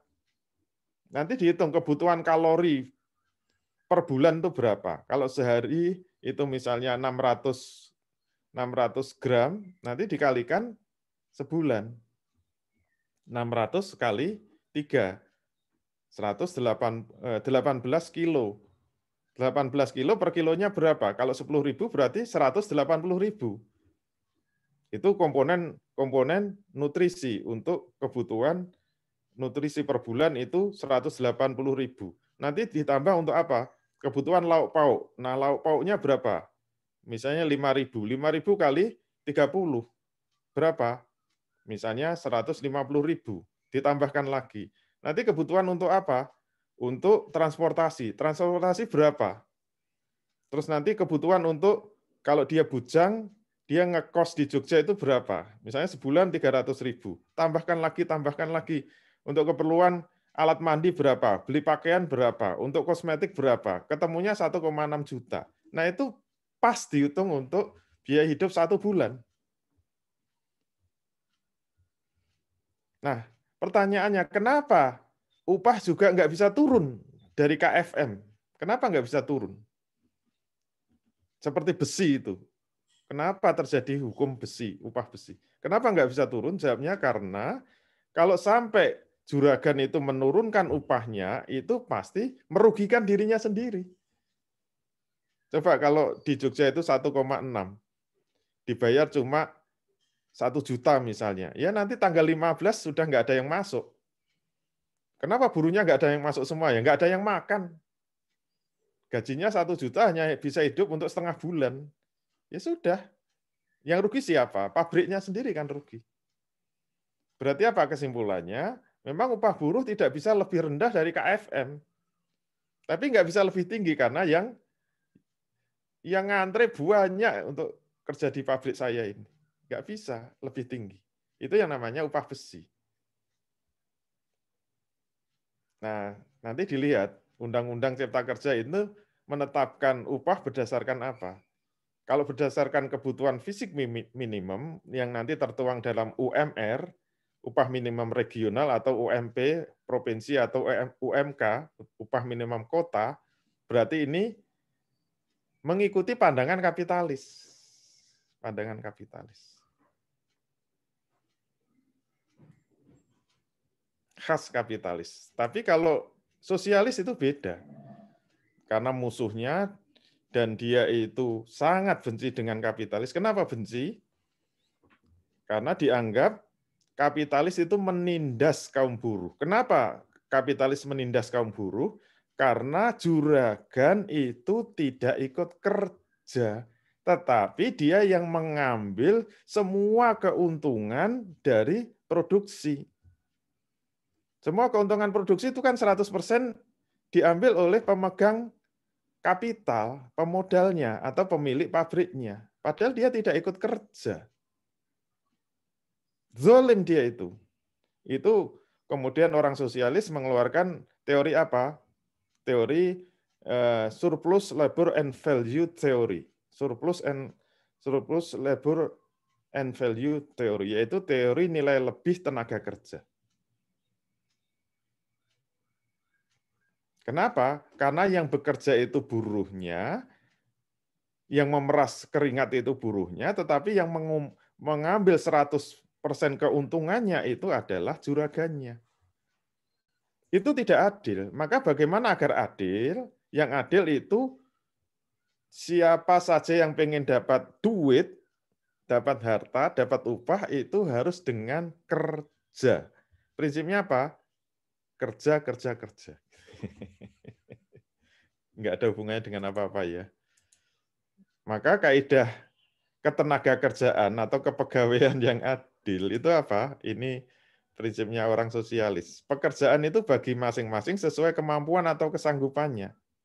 Jadi dalam sosialis, kamu itu senangnya bidang apa? Silahkan. Mau pertanian ya silahkan, mau industri silahkan, mau transportasi ya silahkan, mau jadi guru ya silahkan. Itu sesuai kemampuan dan kesanggupannya. Tetapi upah itu mengikuti kerjanya. Artinya kalau nggak ada kerja, ya nggak ada upah. Berarti modal sama sekali tidak diakui. Makanya nanti dalam Islam kalau ada sirkah, sorry ya nggak ada. Karena sirkah itu nanti ada dua ekstremitas kan dalam pembentukan perusahaan itu. Kalau kapitalis, yang diakui hanya pemodal saja. Yang disebut pemilik pabrik, pemilik perusahaan itu hanya pemodal. Kapitalis sama sekali tidak menghargai keterampilan, skill itu tidak dihargai oleh kapitalis. Jadi yang disebut pemilik itu adalah pemodal. Lawannya sosialis. Sosialis sangat benci dengan modal. Kenapa? Pemodal itu tidak bekerja. Jadi modal tidak diakui. Kepemilikan tidak diakui. Kepemilikan perusahaan itu. Tidak ada kerja, tidak ada uang. Tidak ada uang, cinta melayang. Wah, kok jadi baca puisi. Dalam sosialis nggak mengenal. Yang kerja kok duitnya itu nggak mengenal. Makanya dalam Islam itu paling adil. Islam itu adil, pemilik perusahaan itu apa? Harus ada sirkah antara modal dengan tenaga. Kalau tidak ada pengelola atau tidak ada tenaga, akad sirkahnya tidak sah. Makanya PT dalam tinjauan Islam itu batal. Bukan haram ya, batal, tidak sah. Kenapa? Tidak terjadi akad ijab kabul. Itu modal ketemu modal itu tidak menghasilkan ijab kabul. Itu persekutuan modal. Tidak sah. Maka supaya sah apa? Harus ada pengelolanya. Berarti Islam menghargai apa? Modal itu juga dihargai, tenaga juga dihargai, gitu loh. Bukan seperti kapitalis dan sosialis. Kapitalis itu hanya menghargai modal, sementara tenaga itu diinjak serendah-rendahnya, sementara sosialis tidak menghargai modal. Yang dihargai hanya kerja saja, gitu. Oleh karena itu, upah itu nanti didasarkan tinggi rendahnya pada barang yang diproduksinya. Kalau produk barangnya itu nilainya tinggi, ya upahnya tinggi. Kalau nilainya rendah, ya upahnya rendah. Itu pandangan sosialis. Jadi upah itu didasarkan pada satu unsur saja, yaitu kerja, kerja, dan kerja. Baik, bagaimana dengan Islam? Nah, saya ingin mendudukkan bahwa Islam kaitannya dengan ketenaga kerjaan itu sebenarnya bagian dari keseluruhan sistem ekonomi pasar syariah. Kalau saya, ini dalam buku saya ya, saya menulis buku untuk melawan pasar bebas, itu saya tulis dengan ekonomi pasar syariah. Jadi saya menolak pasar bebas, maka kalau ingin ekonomi itu adil, itu harus dengan menggunakan mekanisme pasar syariah. Nah, titik intersection antara pasar bebas dengan pasar syariah itu hanya di nomor 8 ini saja. Yaitu harga harus dikembalikan kepada kekuatan permintaan dan penawaran. Itu di titik nomor 8. Itu sama dengan An-Nisa 29 tadi. Illa antakuna tijarotan antara dimingkum. Itu titiknya seperti ini. Berarti dalam Islam itu harga tidak boleh dipatok oleh negara. Dan harga ini termasuk di dalamnya itu adalah upah. Nah, upah itu mohon maaf, di dalam Islam itu juga tidak boleh ditetapkan oleh negara. Wah, ini bisa heboh ya, bisa rame. Berarti UMR itu gimana? Ya haram hukumnya UMR itu. Oleh negara ya. Haram, nggak boleh. Itu bagian dari tas'ir. Pematokan harga tas'ir itu. Tidak hanya di harga jual beli, tapi juga upah mengupah itu juga nggak boleh ditetapkan oleh negara. Berarti harus dasarnya apa? Antara dimingkum. Itu titik temunya hanya di sini. Tetapi ternyata kenapa mekanisme pasar bebas itu gagal? Padahal janjinya dia ingin menegakkan keadilan pasar, ternyata kenapa dia gagal? Ternyata tidak dibentengi dengan 8 lapis hukum syariat. Jadi mekanisme pasar itu kalau dibiarkan telanjang itu berbahaya. Pasti akan menimbulkan ketidakadilan pasar. Istilahnya apa? Jomplang itu. Nah, 8 lapis itu apa saja? Jadi sebelum masuk pasar itu perlu lapis-lapis yang 8. Nah, ini kalau satu lapis dibuka itu satu pertemuan. Kalau di kampus saya di Hamfara itu satu kali membuka satu lapis satu pertemuan. Lapis pertama pembagian kepemilikan. Dalam Islam ada kepemilikan itu kepemilikan individu, umum, dan negara. Jadi yang boleh masuk pasar itu hanya kepemilikan individu. Kepemilikan umum nggak boleh, kepemilikan negara nggak boleh. Kalau ini dilanggar, pasti jomplang pasarnya. Tambang-tambang besar kalau dikuasai swasta, apalagi swasta asing, hancur itu negaranya. Bangkrut pasti. Kenapa? Pembagian kepemilikan itu lapis 1. Kalau nggak ditegakkan, ya remuk. Ada tambang yang besar, ada minyak bumi, gas, dan sebagainya. Itu kepemilikan umum. Tugas negara hanya mengelola. Dimiliki negara aja nggak boleh. Tugas negara hanya mengelola, kemudian harus dikembalikan, didistribusikan untuk sebesar-besarnya kemakmuran rakyat. Lapis kedua, jantungnya harus diganti. Yang membuat jomplang pasar itu karena jantungnya tidak fair, tidak adil. Jantungnya kapitalis itu apa? Bank dan pasar modal. Jantung itu alat vital ya. Jadi semua darah itu masuk ke dalamnya, semua darah keluar darinya. Sekarang darahnya ekonomi itu kan uang. Jadi kalau bank dan pasar modal disebut jantung, berarti semua uang pasti masuk ke dalamnya. Tersedot oleh jantung, keluar dari jantung. Nah, kenapa itu menimbulkan ketidakadilan? Karena semua uang rakyat itu masuk ke bank, tapi keluarnya hanya untuk 1%. Kemarin demonya kan sudah ikut-ikutan Wall Street ya. Jadi ekonomi itu hanya untuk 1%. Jadi apa? By 1%, of 1%, for 1%. Dari 1% oleh 1% untuk 1%. Tapi dia menguasai kue 99%. Itu penyebabnya apa? Pasti karena jantungnya tadi. Semua duit masuknya ke dalam jantung itu, keluarnya itu hanya untuk 1% saja. Jomplang kan. Triliunan duit masuk ke dalam bank dan pasar modal, siapa yang memanfaatkan? Kenapa bisa begitu? Karena jantungnya salah. Ini lapis kedua. Lapis ketiga apa? Hukum perseroan. PT tadi ya. PT tadi itu membuat tenaga kerja diinjak-injak. Karena apa? PT yang boleh memiliki hanya pemodal saja. Itu sudah kesalahan besar itu. Makanya dalam Islam harus dibetulkan itu. Perseroan tidak boleh kayak kapitalis itu. Itu penindasan pemodal kepada kaum pekerja. Itu lapis ketiga. Lapis keempat, industrinya nggak boleh sembarangan. Kepemilikan umum tidak boleh dikuasai swasta. Contoh kepemilikan umum apa? Jalan raya. Jalan raya tidak boleh diswastakan. Sehingga pemiliknya yang hakiki, yaitu rakyat, kalau melewati harus membayar. Lewat jalan tol itu mahal sekarang, mahal banget. Makanya sepi jalan tol itu. Padahal itu milik rakyat, itu milik umum, tidak boleh diswastakan. Yang kelima, hukum lahan. Ini yang menimbulkan feodalisme dalam lahan pertanian. Kenapa? Tidak ditegakkan hukum-hukum pertanian. Hukum-hukum lahan pertanian. Maka 74% lahan pertanian di Indonesia dikuasai oleh swasta. Yang menguasai hanya 0,2% pemiliknya. Menguasai 74%. Ini jomplang. Kenapa? Karena tidak diterapkan hukum Islam. Yang keenam, nah sebenarnya yang kita bahas itu cuma yang 6 ini, hukum ketenaga kerjaan. Kalau nggak adil pasti ditindas. Dengan apa? Tadi sudah mulai muncul kan? Dengan sistem upah yang salah. Nanti ada hukum permodalan, yang ke-8 baru hukum perdagangan. Ini yang paling banyak nomor 8. Kalau enggak nanti perdagangan juga jomplang seperti sekarang ini.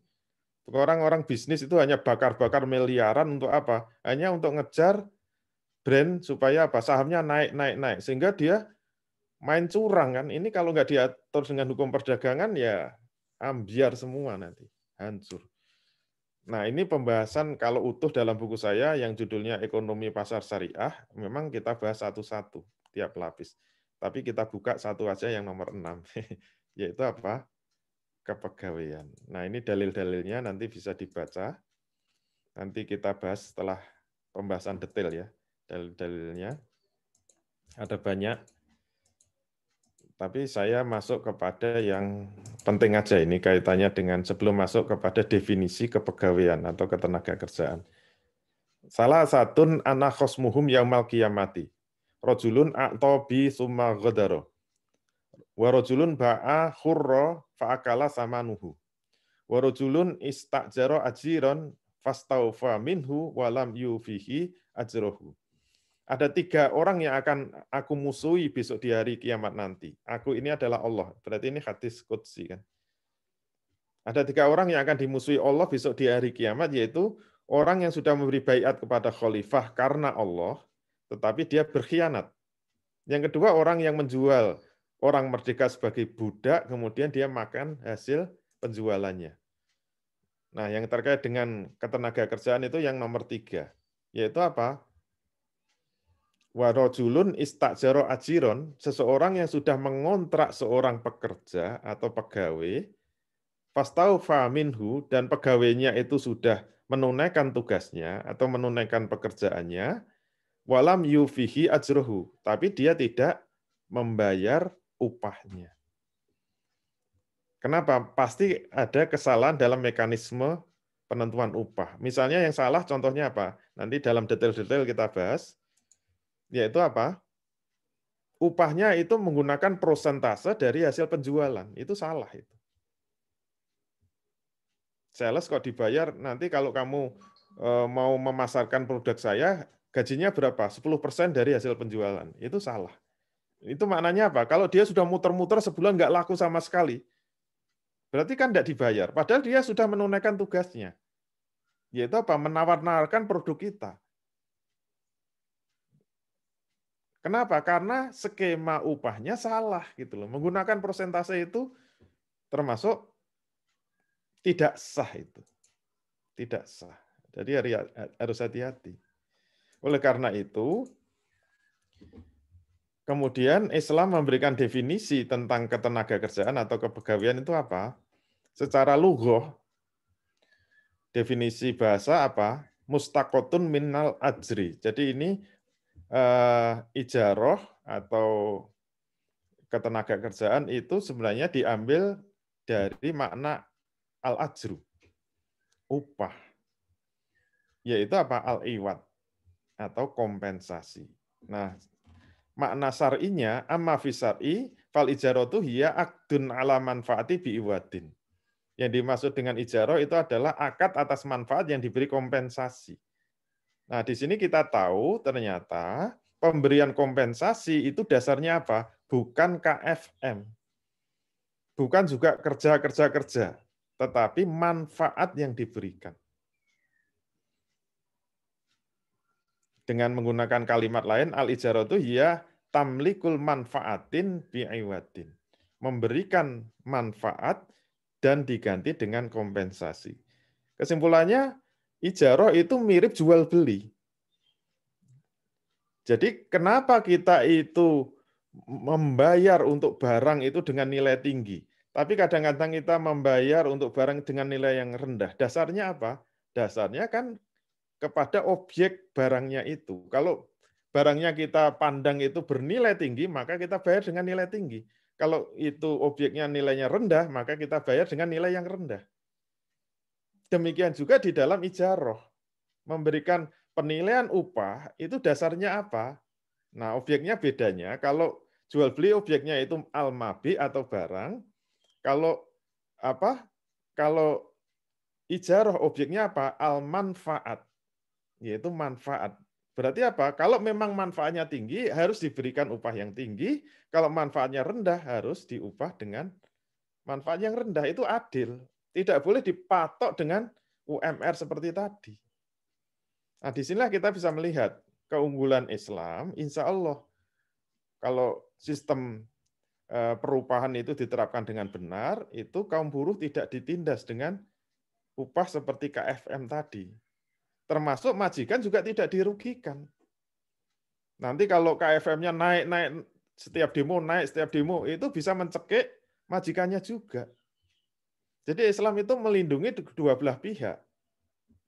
Tidak hanya buruhnya, dan juga tidak hanya majikannya, dua-duanya itu dilindungi secara adil dengan sistem ketenaga kerjaan Islam. Walaupun itu hanya bagian dari ekonomi Islam. Kenapa? Nanti kalau dia manfaatnya rendah, diberi gaji rendah, nanti, wah ini saya nggak bisa hidup sebulan. Itu untuk bayar SPP aja nggak bisa. Nah ini harus dijawab dengan apa? Dengan sistem ekonomi Islam yang utuh. Ini kalau yang utuh kita buka semua, itu ada 3 lapis ya. Jadi pra-pasar, yaitu pembagian kepemilikan, kemudian di dalam pasar, yaitu dengan mekanisme pasar syariah, dan pasca pasar, yaitu distribusi kekayaan oleh negara. Jadi nanti kalau di dalam Islam itu, kita itu gajinya kecil ya, misalnya gajinya kecil. Gaji cuma 1 juta, memang jadi tukang parkir 1 juta, itu sudah layak, ya sudah layak. Tapi nggak bisa hidup sebulan. Pertanyaannya, 1 juta itu cukup kalau sistem ekonominya Islam. Kenapa? Di dalam sistem ekonomi Islam nanti kesejahteraan rakyat itu dijamin oleh negara. Dengan apa? Pemenuhan kebutuhan pokok masyarakat, yaitu pendidikan, kesehatan, keamanan harus gratis. Coba bayangkan, kalau kita gajinya cuma 1 juta karena tukang parkir. Untuk apa? Paling kan hanya untuk makan. Kenapa? Nanti anak-anak kalau sekolah gimana? SPP-nya gratis, sekolah gratis. Nanti kalau sakit gimana? Masuk rumah sakit gratis. Nanti kalau listrik gimana? Listriknya gratis. Air gimana? PDAM gratis. BBM, kalau perlu BBM bisa gratis atau paling enggak sangat murah. Nah, terus duit untuk apa? Paling hanya untuk makan. Makan 1 juta insya Allah cukup. Jadi di dalam Islam, kalau ini semua tubuh ekonomi Islam dijalankan, insya Allah jadi miskin itu susah. Jadi miskin itu susah. Terpaksa kaya semua.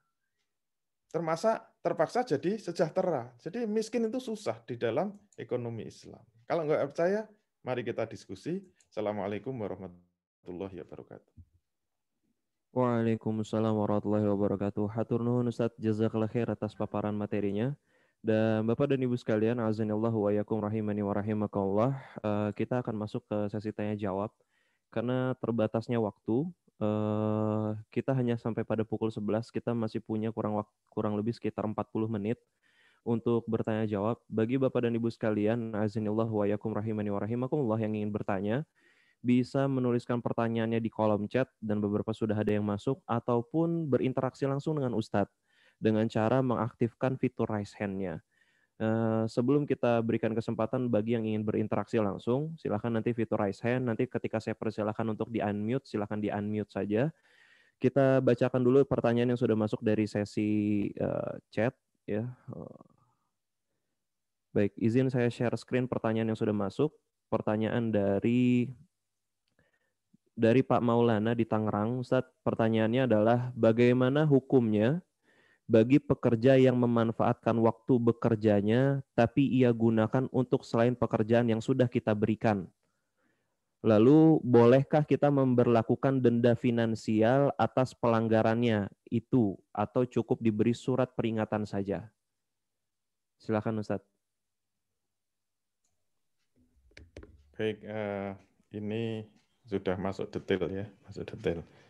Jadi kalau secara hukum syar'i, nanti kalau sudah masuk detail, insya Allah akan kita jelaskan. Bagi pekerja, itu nanti salah satu manfaat yang terukur, manfaat yang maklum itu manfaat yang terukur. Salah satu dasar pengukuran manfaat itu adalah waktu. Jadi nanti mudahnya ini bocorannya ya untuk materi yang detail itu yang disebut mengukur manfaat yang maklum itu 4 ukurannya. Naul amal, muddatul amal, kemudian ujratul amal dan juhdul amal. Nah, yang nomor 4 ini juhdul amal atau tenaga yang dicurahkan itu ukuran yang paling tepat itu adalah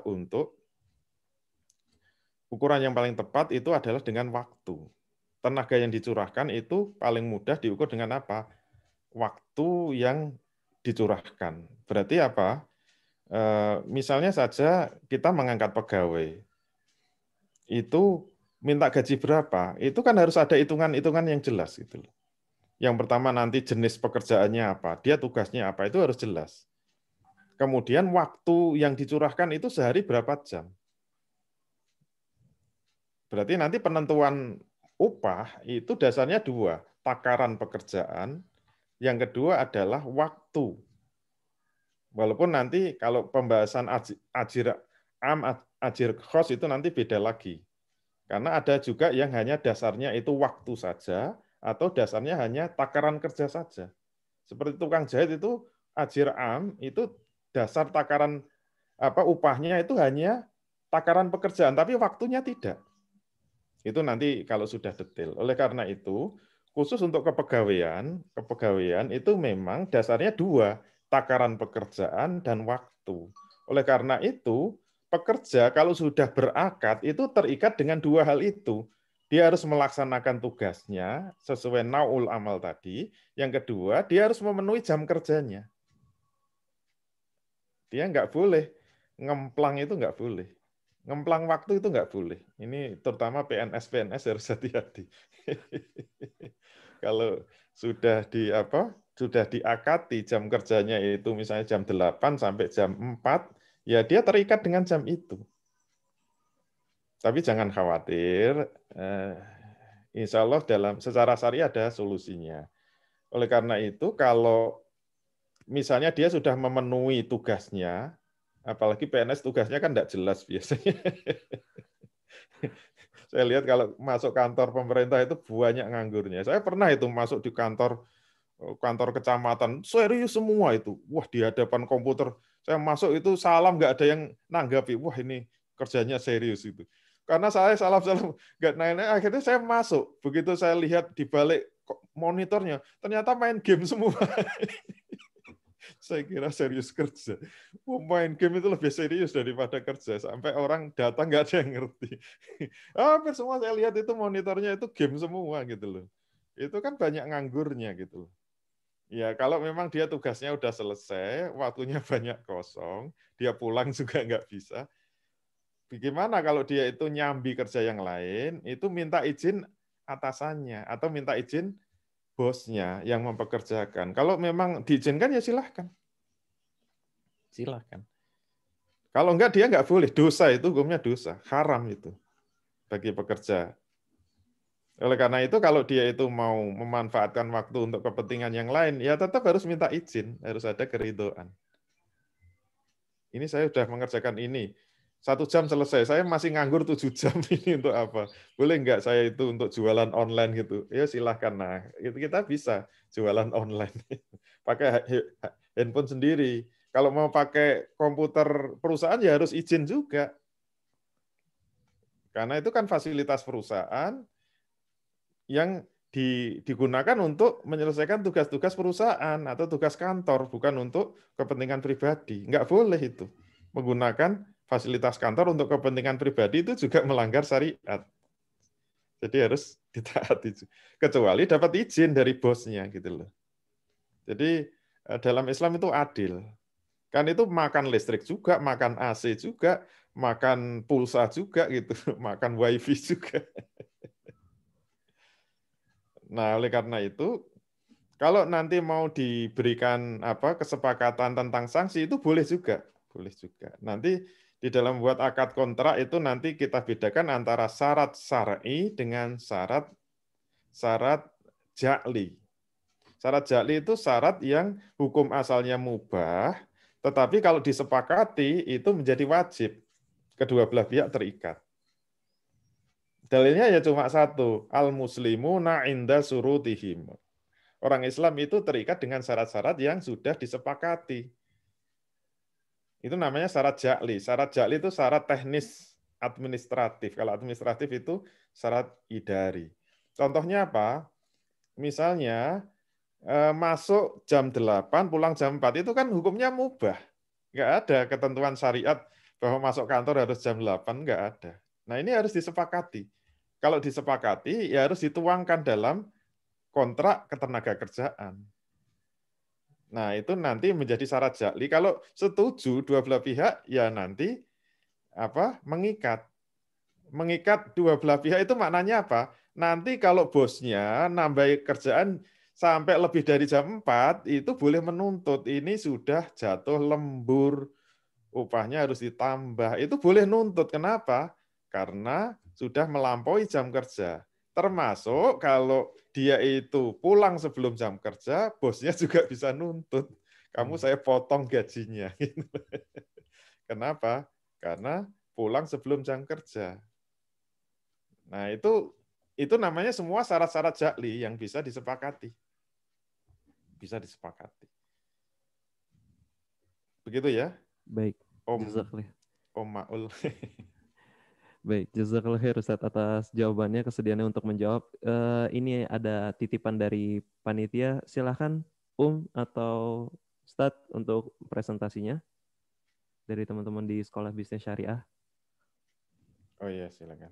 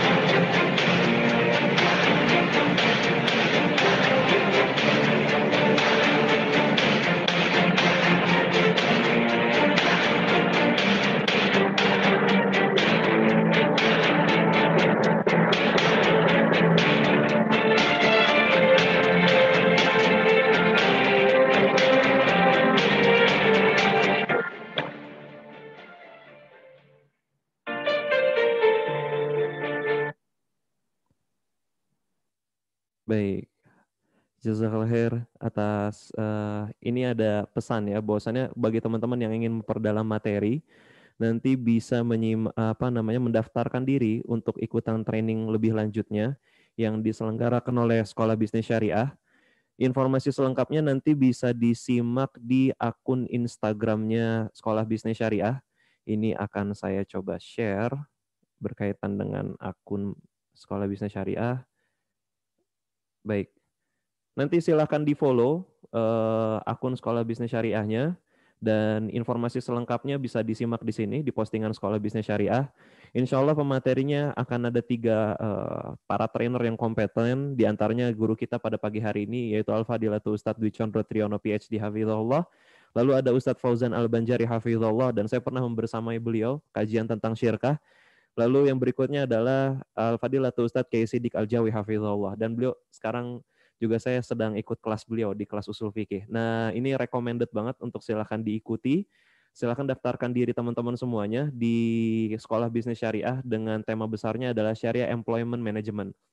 Dan bagi Bapak dan Ibu sekalian, azanillah wa yakum rahimani wa rahimakumullah, bagi teman-teman yang sudah, Bapak dan Ibu sekalian, para asatiz wa asatizat, para syekh wa syekhah, azanillah wa yakum rahimani wa rahimakumullah, yang sudah mengikuti webinar pada pagi hari ini, insya Allah akan ada diskon spesial, diskon khusus, yaitu sebesar Rp300.000 bagi yang mendaftar. Informasi selengkapnya biar saya tadi nanti nggak salah, silakan nanti hubungi langsung panitianya, di kontak langsung ini di 0877 5375 1041 bersama Teh Ulfa atau Bu Ulfa. Silahkan ya. Baik, hatur nuhun semuanya. Itu saja mungkin berkaitan dengan informasi training online berikutnya di Sekolah Bisnis Syariah. Jadi bagi yang ingin memperdalam materi pada hari ini, insya Allah akan ada training khusus bersama 3 pemateri kita, hafizakumullah. Baik, kita lanjutkan kembali ya Ustadz ya, berkaitan dengan pertanyaan-pertanyaan yang sudah masuk. Saya bacakan dulu pertanyaan dari chat yang sudah masuk.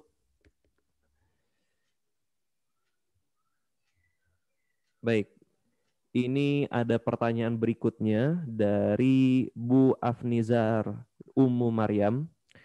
Ustadz, gimana jika pekerja sudah diakadkan selama 1 minggu gaji, tetapi si pekerja akhirnya memutuskan akad sepihak karena ada lawan tertentu? Apa yang maksudnya? Karena ada lawan tertentu padahal dia baru bekerja 2 hari. Apakah si majikan juga harus membayar ujrohnya selama 2 hari itu, padahal yang diakadkan selama 1 minggu? Silakan Ustadz. Iya. Baik, ini juga sudah sangat rinci ya. Jadi kita harus memahami bahwa yang pertama, akad pada dasarnya akad tidak bisa dibatalkan secara sepihak. Jadi prinsip dalam muamalah Islam itu akad tidak bisa dibatalkan secara sepihak. Oleh karena itu, karena akad itu kan mengikat dua belah pihak. Karena definisi akad kan irtibatu ijabin biqoblin ala wajhi masru'in yazharu asrahu fi makhalihi.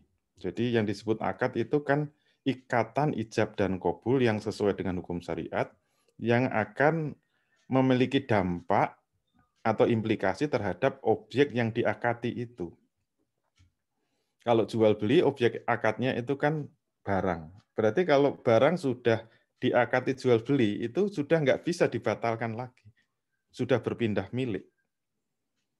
Termasuk di dalam akad ijarah, akad sewa tenaga itu, juga kalau sudah diakati, maka kewajiban yang satu memberi upah, kewajiban yang satunya lagi itu memberikan manfaat. Dan itu tidak boleh dibatalkan secara sepihak. Itu yang pertama. Kemudian yang kedua, kita harus memahami bahwa semua akad itu bisa dibatalkan. Namanya iqolah selama dua belah pihak ridho. Gitu loh. Jadi kalau dua belah pihak ridho untuk membatalkan akad itu boleh, namanya iqolah. Jadi pembatalan itu ada dua macam ya, ada iqolah, ada fasakh. Kalau fasakh itu pembatalan batal demi hukum, istilahnya orang hukum itu, batal demi hukum. Jadi nggak ada urusannya ridho atau tidak ridho. Pokoknya kalau itu ada pelanggaran hukum ya wajib batal gitu saja. Makanya banyak yang nanya ke saya, terutama teman-teman yang sudah hijrah dari bank, dia keluar itu kan mesti terikat dengan perjanjian kan, terikat dengan akad. Sebelum waktunya, biasanya kontraknya kan 2 tahun minimal. Kalau belum waktunya itu terkena denda itu, terkena denda. Dendanya mahal, ada yang 50 juta, ada yang 100 juta. Kalau dia keluar sebelum waktunya. Dan itu ijazahnya juga ditahan gitu loh, nggak bisa diambil kecuali dibayar dendanya. Pada nanya ke saya, kalau saya ijazah diambil nggak apa-apa, tapi kalau saya itu nggak bayar denda, itu saya dosa nggak gitu loh. Ya saya jawab, dulu akadnya itu syar'i atau tidak? Pekerjaannya itu melanggar syariat atau enggak? Saya tanya dulu itu. Karena itu menentukan iqolah apa fasakh gitu loh. Dia mengatakan ya kerja di bank itu kan tidak syar'i, makanya saya keluar. Nah, itu namanya fasakh. Itu batal demi hukum.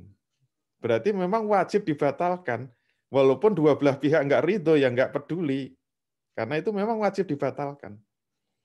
Contoh dalam kitab fikih, contoh fasah dalam kitab fikih yang kita pelajari itu, misalnya saja dulu ada sahabat yang menikah selama 16 tahun. Sudah nikah 16 tahun, kira-kira seingat saya itu ya, sudah punya anak 3. Coba bayangin, tiba-tiba ada seorang ibu-ibu dari kampung datang menghadap Rasul dan berani disumpah. Wallahi ya Rasul, saya berani sumpah bahwa saya pernah menyusui kedua suami istri ini. Jadi yang laki-laki pernah saya susui, yang perempuan pernah saya susui. Ini berarti kan saudara sepersusuan, itu kan rodoah gitu. Maka karena sudah berani disumpah di hadapan Rasul, langsung Rasul, kamu harus fasah. Itu bukan cerai ya, fasah. Itu harus dibatalkan nikahnya. Wah, nangis-nangis. Saya masih cinta, gimana? Harus pisah. Itu namanya fasah. Kenapa? Ada pelanggaran hukum syariat. Nikahnya tidak sah itu. Termasuk kepegawaian, kalau kerjanya itu melanggar hukum syariat seperti kerja terkait dengan riba, kerja di bank, itu memang wajib dibatalkan. Wajib. Itu namanya fasah, bukan ikolah. Kalau fasah tidak perlu ada keridhaan. Karena yang tidak ridho itu Allah Subhanahu wa taala. Nanti kalau ngeyel terus ya dimasukkan ke neraka, kapok itu. Harus dibatalkan itu. Tapi kalau nggak ada pelanggaran hukum syara, tidak bisa dibatalkan atas alasan-alasan yang tidak syar'i. Tadi alasannya ada lawan apa? Nggak jelas alasannya. Tapi kalau juraganya ridho, ya boleh saja. Nah, mengenai upahnya, upah itu kembali kepada nanti pembahasan detailnya. Dasar upahnya itu waktu saja atau takaran kerja saja atau dua-duanya gitu loh. Nah, dia itu apa? Di kontrak 1 minggu itu harus jelas itu kontrak kerja apa. Karena ada kerja yang dasarnya cuma waktu saja. Seperti sopir itu dasarnya kan waktu. Saya dikontrak untuk nyupiri selama seminggu.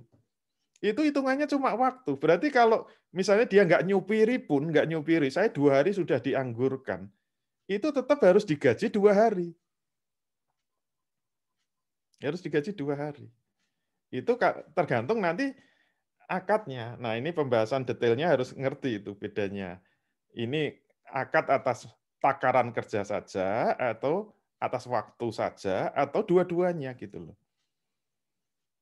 Beda dengan penjahit. Kalau penjahit itu dasarnya bukan waktu, tetapi takaran kerja. Jadi kalau dia dikontrak untuk menjahit baju, ya sampai jadi gitu loh. Dan mau jadinya 3 hari atau 2 hari itu upahnya tetap sama. Maka harus dilihat pekerjaannya. Kalau dia itu mundur, tapi sebenarnya dia itu dikontrak menyelesaikan baju itu, belum jadi, ya itu bisa tidak diberi apa-apa, wong dia kontraknya itu harus menyelesaikan takaran kerjanya itu. Makanya ini harus jelas dulu. Oleh karena itu memang di dalam ketenaga kerjaan ini memang agak harus hati-hati, harus detail itu, harus sangat detail. Karena kita sering menyepelekan itu. Makanya saya bersyukur kalau sekolah bisnis syariah ini memberikan fasilitas karena ini jarang dibahas. Nah, kita sering mempekerjakan orang ya seenaknya saja, padahal itu harus detail. Kalau enggak itu kita zolim, ya bahaya nanti sampai akhirat bisa muflis tadi gitu. Tapi kadang-kadang ya di masyarakat kita itu mau didetailkan ya nggak mau. Biasanya tukang-tukang gitu. Misalnya genting saya bocor, saya ngambil tukang, Pak, benerin genting berapa Pak? Ya monggo, terserah Bapak lah. Itu sebenarnya tidak syar'i kan. Padahal harusnya nyebut kan, supaya bisa terjadi tawar-menawar. Misalnya dia minta 500.000, ya kemahalan kan. Masa cuma ganti genting berapa menit saja 500.000 kan. Kan bisa ditawar. Kalau dia nggak mau nyebut kan kita repot itu loh. Kita kasih terlalu murah, dia itu nggak ridho, kita kemahalan saya yang nggak ridho kan menjadi tidak syar'i itu. Walaupun cuma ganti genting. Padahal itu sudah akad ketenaga kerjaan itu. Nah, kita sering begitu kan. Dan nggak jelas ini tolong-menolong apa bisnis itu kadang-kadang nggak jelas. Nah ini muamalah itu memang dua belah pihak harus paham. Kalau enggak ya enggak jalan itu.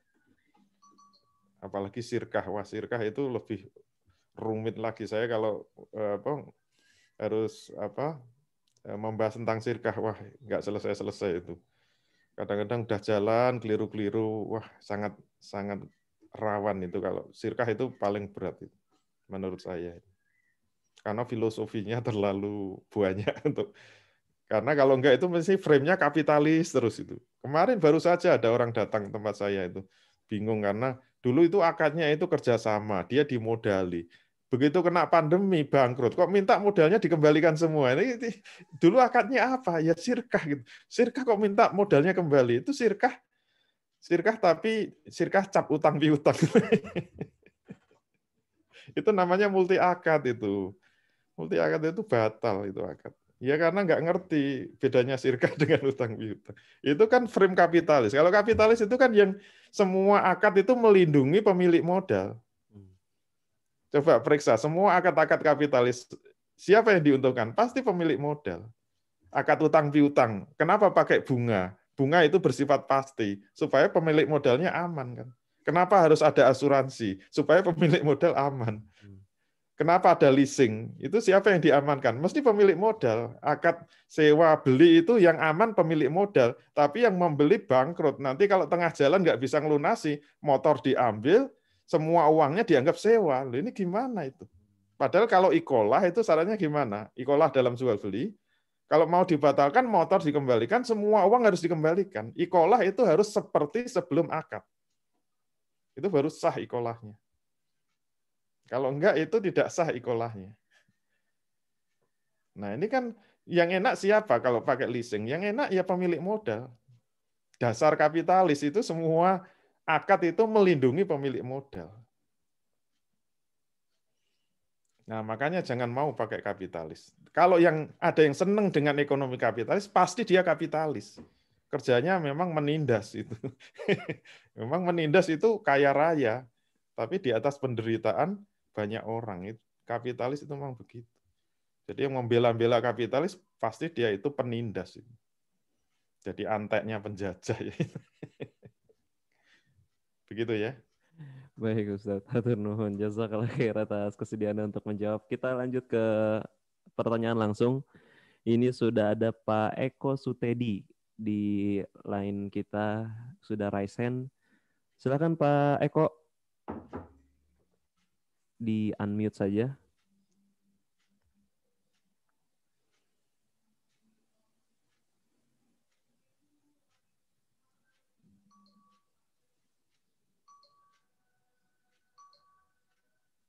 Pak Eko, tidak ada respon ya? Baik, kita lanjutkan ke sesi tanya jawab dari chat yang sudah masuk. Saya share screen lagi Ustadz. Ini dari Bu Uci Siregar. Assalamualaikum Ustadz. Bagaimana mekanisme meruntuhkan ekonomi kapitalisme? Oh, Masya Allah nih. Baik, silakan Ustadz jawabannya. Iya. Ekonomi kapitalisme itu ekonomi yang sekarang diterapkan oleh semua negara di dunia ini. Kalau boleh saya hitung ya 95% lah. Sampai pendekar-pendekarnya sosialis komunis saja sekarang udah takluk. Soviet udah hancur, sekarang Rusia yang mengikut kapitalis. Kemudian RRC sekarang juga mengikut kapitalis. Yang masih setia ya tinggal Korea Utara, mungkin Kuba gitu, tinggal berapa persen. Tapi yang lain sudah ketekuk sama kapitalis. Oleh karena itu apa? Memang untuk meruntuhkan kapitalisme itu sangat berat. Sangat berat. Kenapa? Karena sunatullahnya, kekuatan yang sudah dibangun manusia itu membutuhkan tangan-tangan Tuhan. Membutuhkan tangan-tangan Tuhan. Kalau kita membaca Quran ya, membaca Quran itu hampir semua kesombongan manusia itu memang yang bisa mengalahkan itu hanya Allah Subhanahu wa taala. Nabi pun itu nggak sanggup kok. Ya cerita yang paling monumental itu kan zaman Nabi Musa kan. Fir'aun itu kurang apanya? Dia didukung oleh ulamanya, pendetanya waktu itu, Bal'am ya namanya, kemudian kapitalisnya waktu itu, siapa? Korun kan?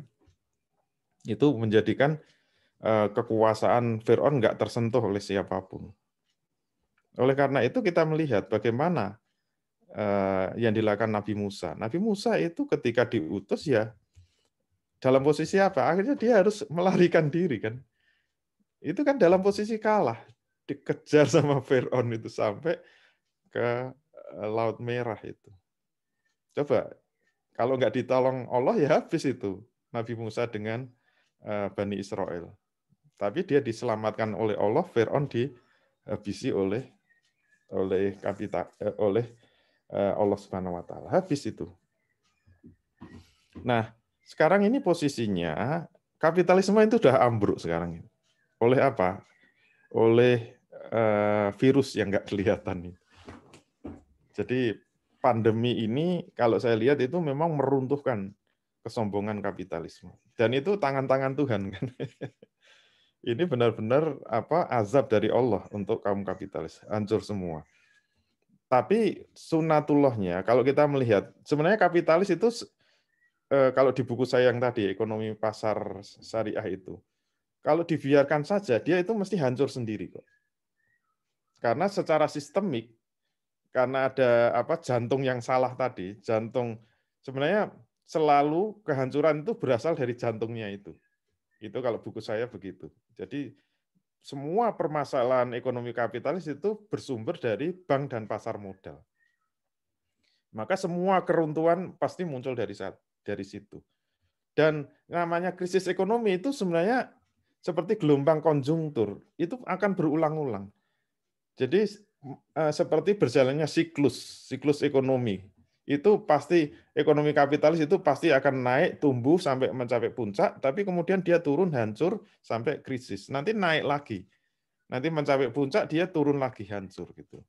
Nah, oleh karena itu, kalau sekarang kapitalis itu hancur, itu tinggal nunggu pandemi selesai. Kalau pandemi selesai mereka bangkit lagi.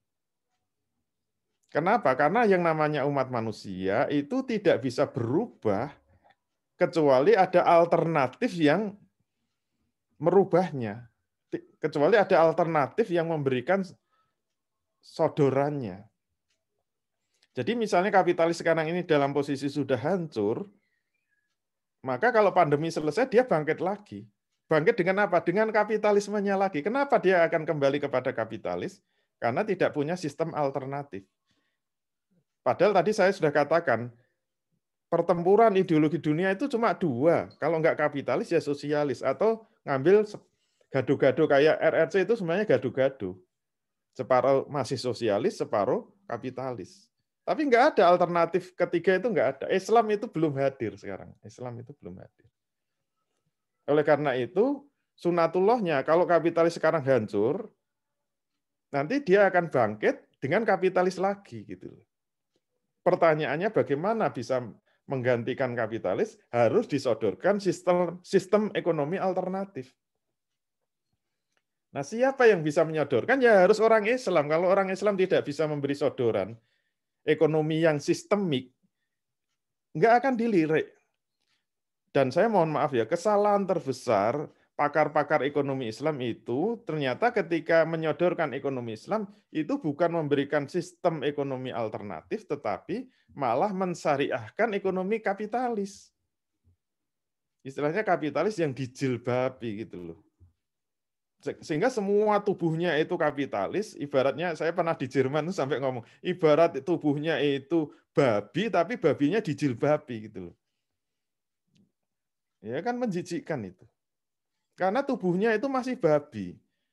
Jadi sistemnya masih kapitalis, jantungnya kapitalis. Saya kalau di seminar saya tetap akan kekeh mengatakan, bagaimana Anda bisa mengatakan negara ini kapitalis? Cirinya cuma satu, lihat jantungnya. Kalau di situ masih ada bank dan pasar modal, itu kapitalis. 100% kapitalis, saya bilang. Berarti Arab Saudi kapitalis? Ya, saya katakan. Arab Saudi itu kapitalis. Kenapa? Karena ada bank dan pasar modal di sana. Karena itu jantungnya kapitalis. Loh itu kok disyariahkan? Kemudian muncul bank syariah, ada asuransi syariah, ada pasar modal syariah, ada pegadaian syariah. Itu kan babi yang dijilbabi, istilah kasarnya begitu. Nah, kalau kita mengembangkan ekonomi Islam masih seperti itu, ya selamanya kapitalis akan jaya. Tidak akan tergantikan. Bahkan kita perkuat dengan ekonomi syariah. Bukannya menggantikan, tapi memperkuat gitu loh.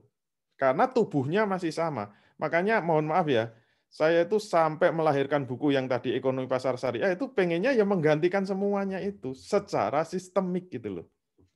Secara sistemik, bukan cuma dijilbabi saja. Nah, selama umat Islam tidak ada yang mau menghadirkan ekonomi alternatif, ya kapitalis akan jaya terus selamanya. Lihat aja gitu. Karena Islam itu nggak bisa muncul dari akal, itu nggak bisa. Islam itu harus diajarkan. Islam itu datangnya dari wahyu kepada Rasul, kemudian kepada sahabat, kepada ulama, dan kita itu hanya bisa paham karena diajari ulama. Ini semua yang saya ajarkan kan bukan dari pikiran saya. Itu semuanya karena saya mengaji, saya belajar dari kitab-kitab ulama. Nggak bisa saya itu merenung sendiri, mereka sendiri, otak-atik sendiri, kemudian muncul ekonomi Islam, nggak bisa gitu. Seperti forum ini ya, kita belajar tentang kepegawaian Islam. Nanti kalau kita lihat kan banyak yang mengejutkan kan, di luar akal manusia. Kenapa? Karena ini ajaran dari Allah Subhanahu Wa Taala yang tidak bisa direkayasa pakai akal. Ini semuanya harus dengan wahyu. Jadi kalau umat Islam tidak mau belajar ekonomi Islam dan tidak mau mendakwahkan ekonomi Islam sebagai sistem ekonomi alternatif, ya selamanya kapitalis akan jaya. Hidup kapitalisme. Wassalam. Baik Ustadz, jazakallah khair Ustadz atas paparan materinya. Masya Allah ya, ini jadi insight baru buat saya pribadi dan mudah-mudahan jadi insight juga buat teman-teman yang lain. Dan Bapak dan Ibu sekalian, azanillah wa yakum rahimani wa rahimakallah, karena kita dibatasi waktu hanya sampai pukul 11. Mungkin ada sekitar kurang lebih 2-3 menit ke depan. Saya persilakan kepada guru kita Al-Fadilatul Ustadz Dwi Chandra Triyono Hafizahullah untuk closing statement atau kesimpulan akhir dari kajian kita pada pagi hari ini Ustadz. Silakan Ustadz. Baik, terima kasih. Alhamdulillah kita sudah selesaikan untuk webinar hari ini. Seperti yang dijanjikan di awal, memang ini hanya memberikan kerangka besar tentang kepegawaian di dalam Islam. Dan tadi kalau sudah disebut sistem, nah ini berarti mencoba untuk membangun sistem alternatif yang benar-benar berbeda dengan sistem kapitalis atau sosialis. Nah, oleh karena itu, kalau memang kita mengharapkan ada pembahasan yang detail, ya tadi sudah ditawarkan, ya sebaiknya kita harus mengkaji secara detail, walaupun itu hanya satu bagian dari sistem ekonomi Islam. Tadi saya sudah sampaikan, hanya satu bagian. Kalau ingin lebih lengkap, ya silahkan terus belajar, terus kita kaji sampai kita bisa memahami ekonomi Islam sebagai satu kesatuan sistem. Kalau di buku saya sampai memberikan 3 jilid kan, jilid 1, jilid 2, jilid 3. Supaya memang saya berharap pemahaman tentang sistem ekonomi itu utuh. Itu pun kita baru bicara sistem ekonomi, belum bicara sistem politiknya, sistem sosialnya, sistem pendidikannya. Oh, ternyata masih banyak gitu. Tapi memang untuk mendakwahkan Islam tidak harus semuanya jadi pakar, enggak. Yang penting kesadaran untuk kembali kepada Islam. Kenapa? Islam itu akan kelihatan keagungan dan kemuliaannya kalau diterapkan. Bagi rakyat yang awam yang nggak paham itu kan akan langsung merasakan keberkahannya. Kalau tidak paham secara detail. Yang harus paham secara detail ya itu adalah fardu kifayah, nggak semuanya harus paham detail. Nah, saya berharap teman-teman yang hadir di webinar ini adalah termasuk yang mau mendharma baktikan dirinya untuk mengambil yang fardu kifayah tadi. Semoga dapat balasan dari Allah dengan pahala yang sebesar-besarnya sehingga membantu tegaknya peradaban Islam yang membawa rahmat baik di dunia maupun di akhirat kelak. Allahumma amin. Demikian dari saya, kalau ada kesalahan mohon maaf. Wal afu minkum billahi taufiq wal hidayah. Assalamualaikum warahmatullahi wabarakatuh. Waalaikumsalam warahmatullahi wabarakatuh. Hatur nuhun Ustaz, sekali lagi terima kasih banyak. Jazakallah khair, barakallahu fik atas paparan materinya. Kesediaan antum untuk berbagi ilmu kepada kami semua dan juga kesediaan antum untuk menjawab pertanyaan-pertanyaan kami. Bagi Bapak dan Ibu sekalian, ikhwani wa akhwati fillah, azinillahu wa iyyakum, rahimani wa rahimakumullah, para asatiz wa asatidzat hafizakumullah. Ya, saya mohon maaf karena tidak semua pertanyaan bisa saya bacakan. Ini sebagai bukti konkret aja ya. Pertanyaan-pertanyaan yang masuk itu sudah saya kumpulkan, tapi karena kita sekali lagi terbatas waktu, nggak mungkin saya jawab saya bacakan pertanyaan ini lalu dijawab oleh Ustadz semuanya. Mungkin insya Allah pertanyaan-pertanyaan ini bisa kita ajukan kepada program training yang akan diadakan oleh Sekolah Bisnis Syariah. Nah, ada informasi tambahan dari kami, dari teman-teman di Sekolah Bisnis Syariah berkaitan dengan voucher gitu ya, voucher. Bagi teman-teman yang sudah masuk ke webinar pada hari ini, peserta webinar ini automatically gitu ya, langsung mendapatkan voucher Rp250.000 gitu ya, yang akan bagi yang ingin mengikuti Syariah Employment Management. Lalu bagi teman-teman yang sudah mengikuti webinar lalu menjadi 10 pendaftar tercepat, itu akan diberikan tambahan diskon sebesar Rp50.000. Jadi totalnya potongannya Rp300.000 untuk 10 pendaftar tercepat. Di mana normal price-nya untuk training ini adalah senilai Rp650.000. Tadi saya sudah share berkaitan dengan informasi selengkapnya, bisa di-follow akun Instagram Sekolah Bisnis Syariah. Selengkap informasinya bisa di situ atau bisa menghubungi kontak yang tertera.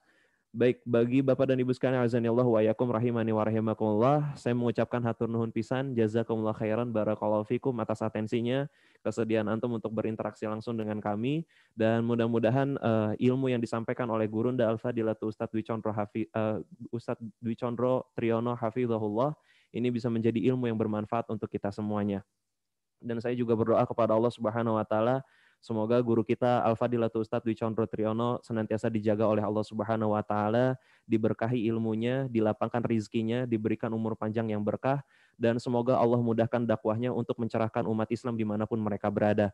Dan saya juga berdoa untuk kita semuanya tanpa terkecuali, semoga Allah Subhanahu wa taala memberikan kemudahan kita dalam langkah-langkah dakwah kita, dan juga semoga Allah Subhanahu wa taala memudahkan semua urusan-urusan kita. Dan yang terpenting, semoga Allah Subhanahu wa taala mewafatkan kita semua dalam keadaan husnul khatimah. Allahumma inni as'aluka ilman nafi'an wa rizqan thayyiban wa amalan mutaqabbala. Allahumma kfini bihalalika an haramik wa aghnini bifadlika amman siwak. Ya hayyu ya qayyum birahmatika astaghith aslih li sya'ni kullahu wa la takilni ila nafsi tarfatain.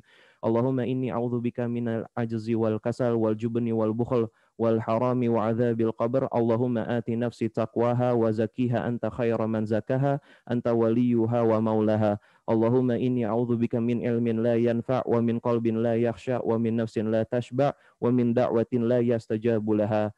Baik Bapak dan Ibu sekalian, hatur nuhun pisan, jazakumullah khairan, barakallahu fikum, wabil khusus kepada guru kita Al-Fadilatu Ustadz Dwi Condro Triyono Hafizahullah. Hatur nuhun Ustadz, jazakallah khair. Semoga Allah pertemukan kita nanti di lain kesempatan.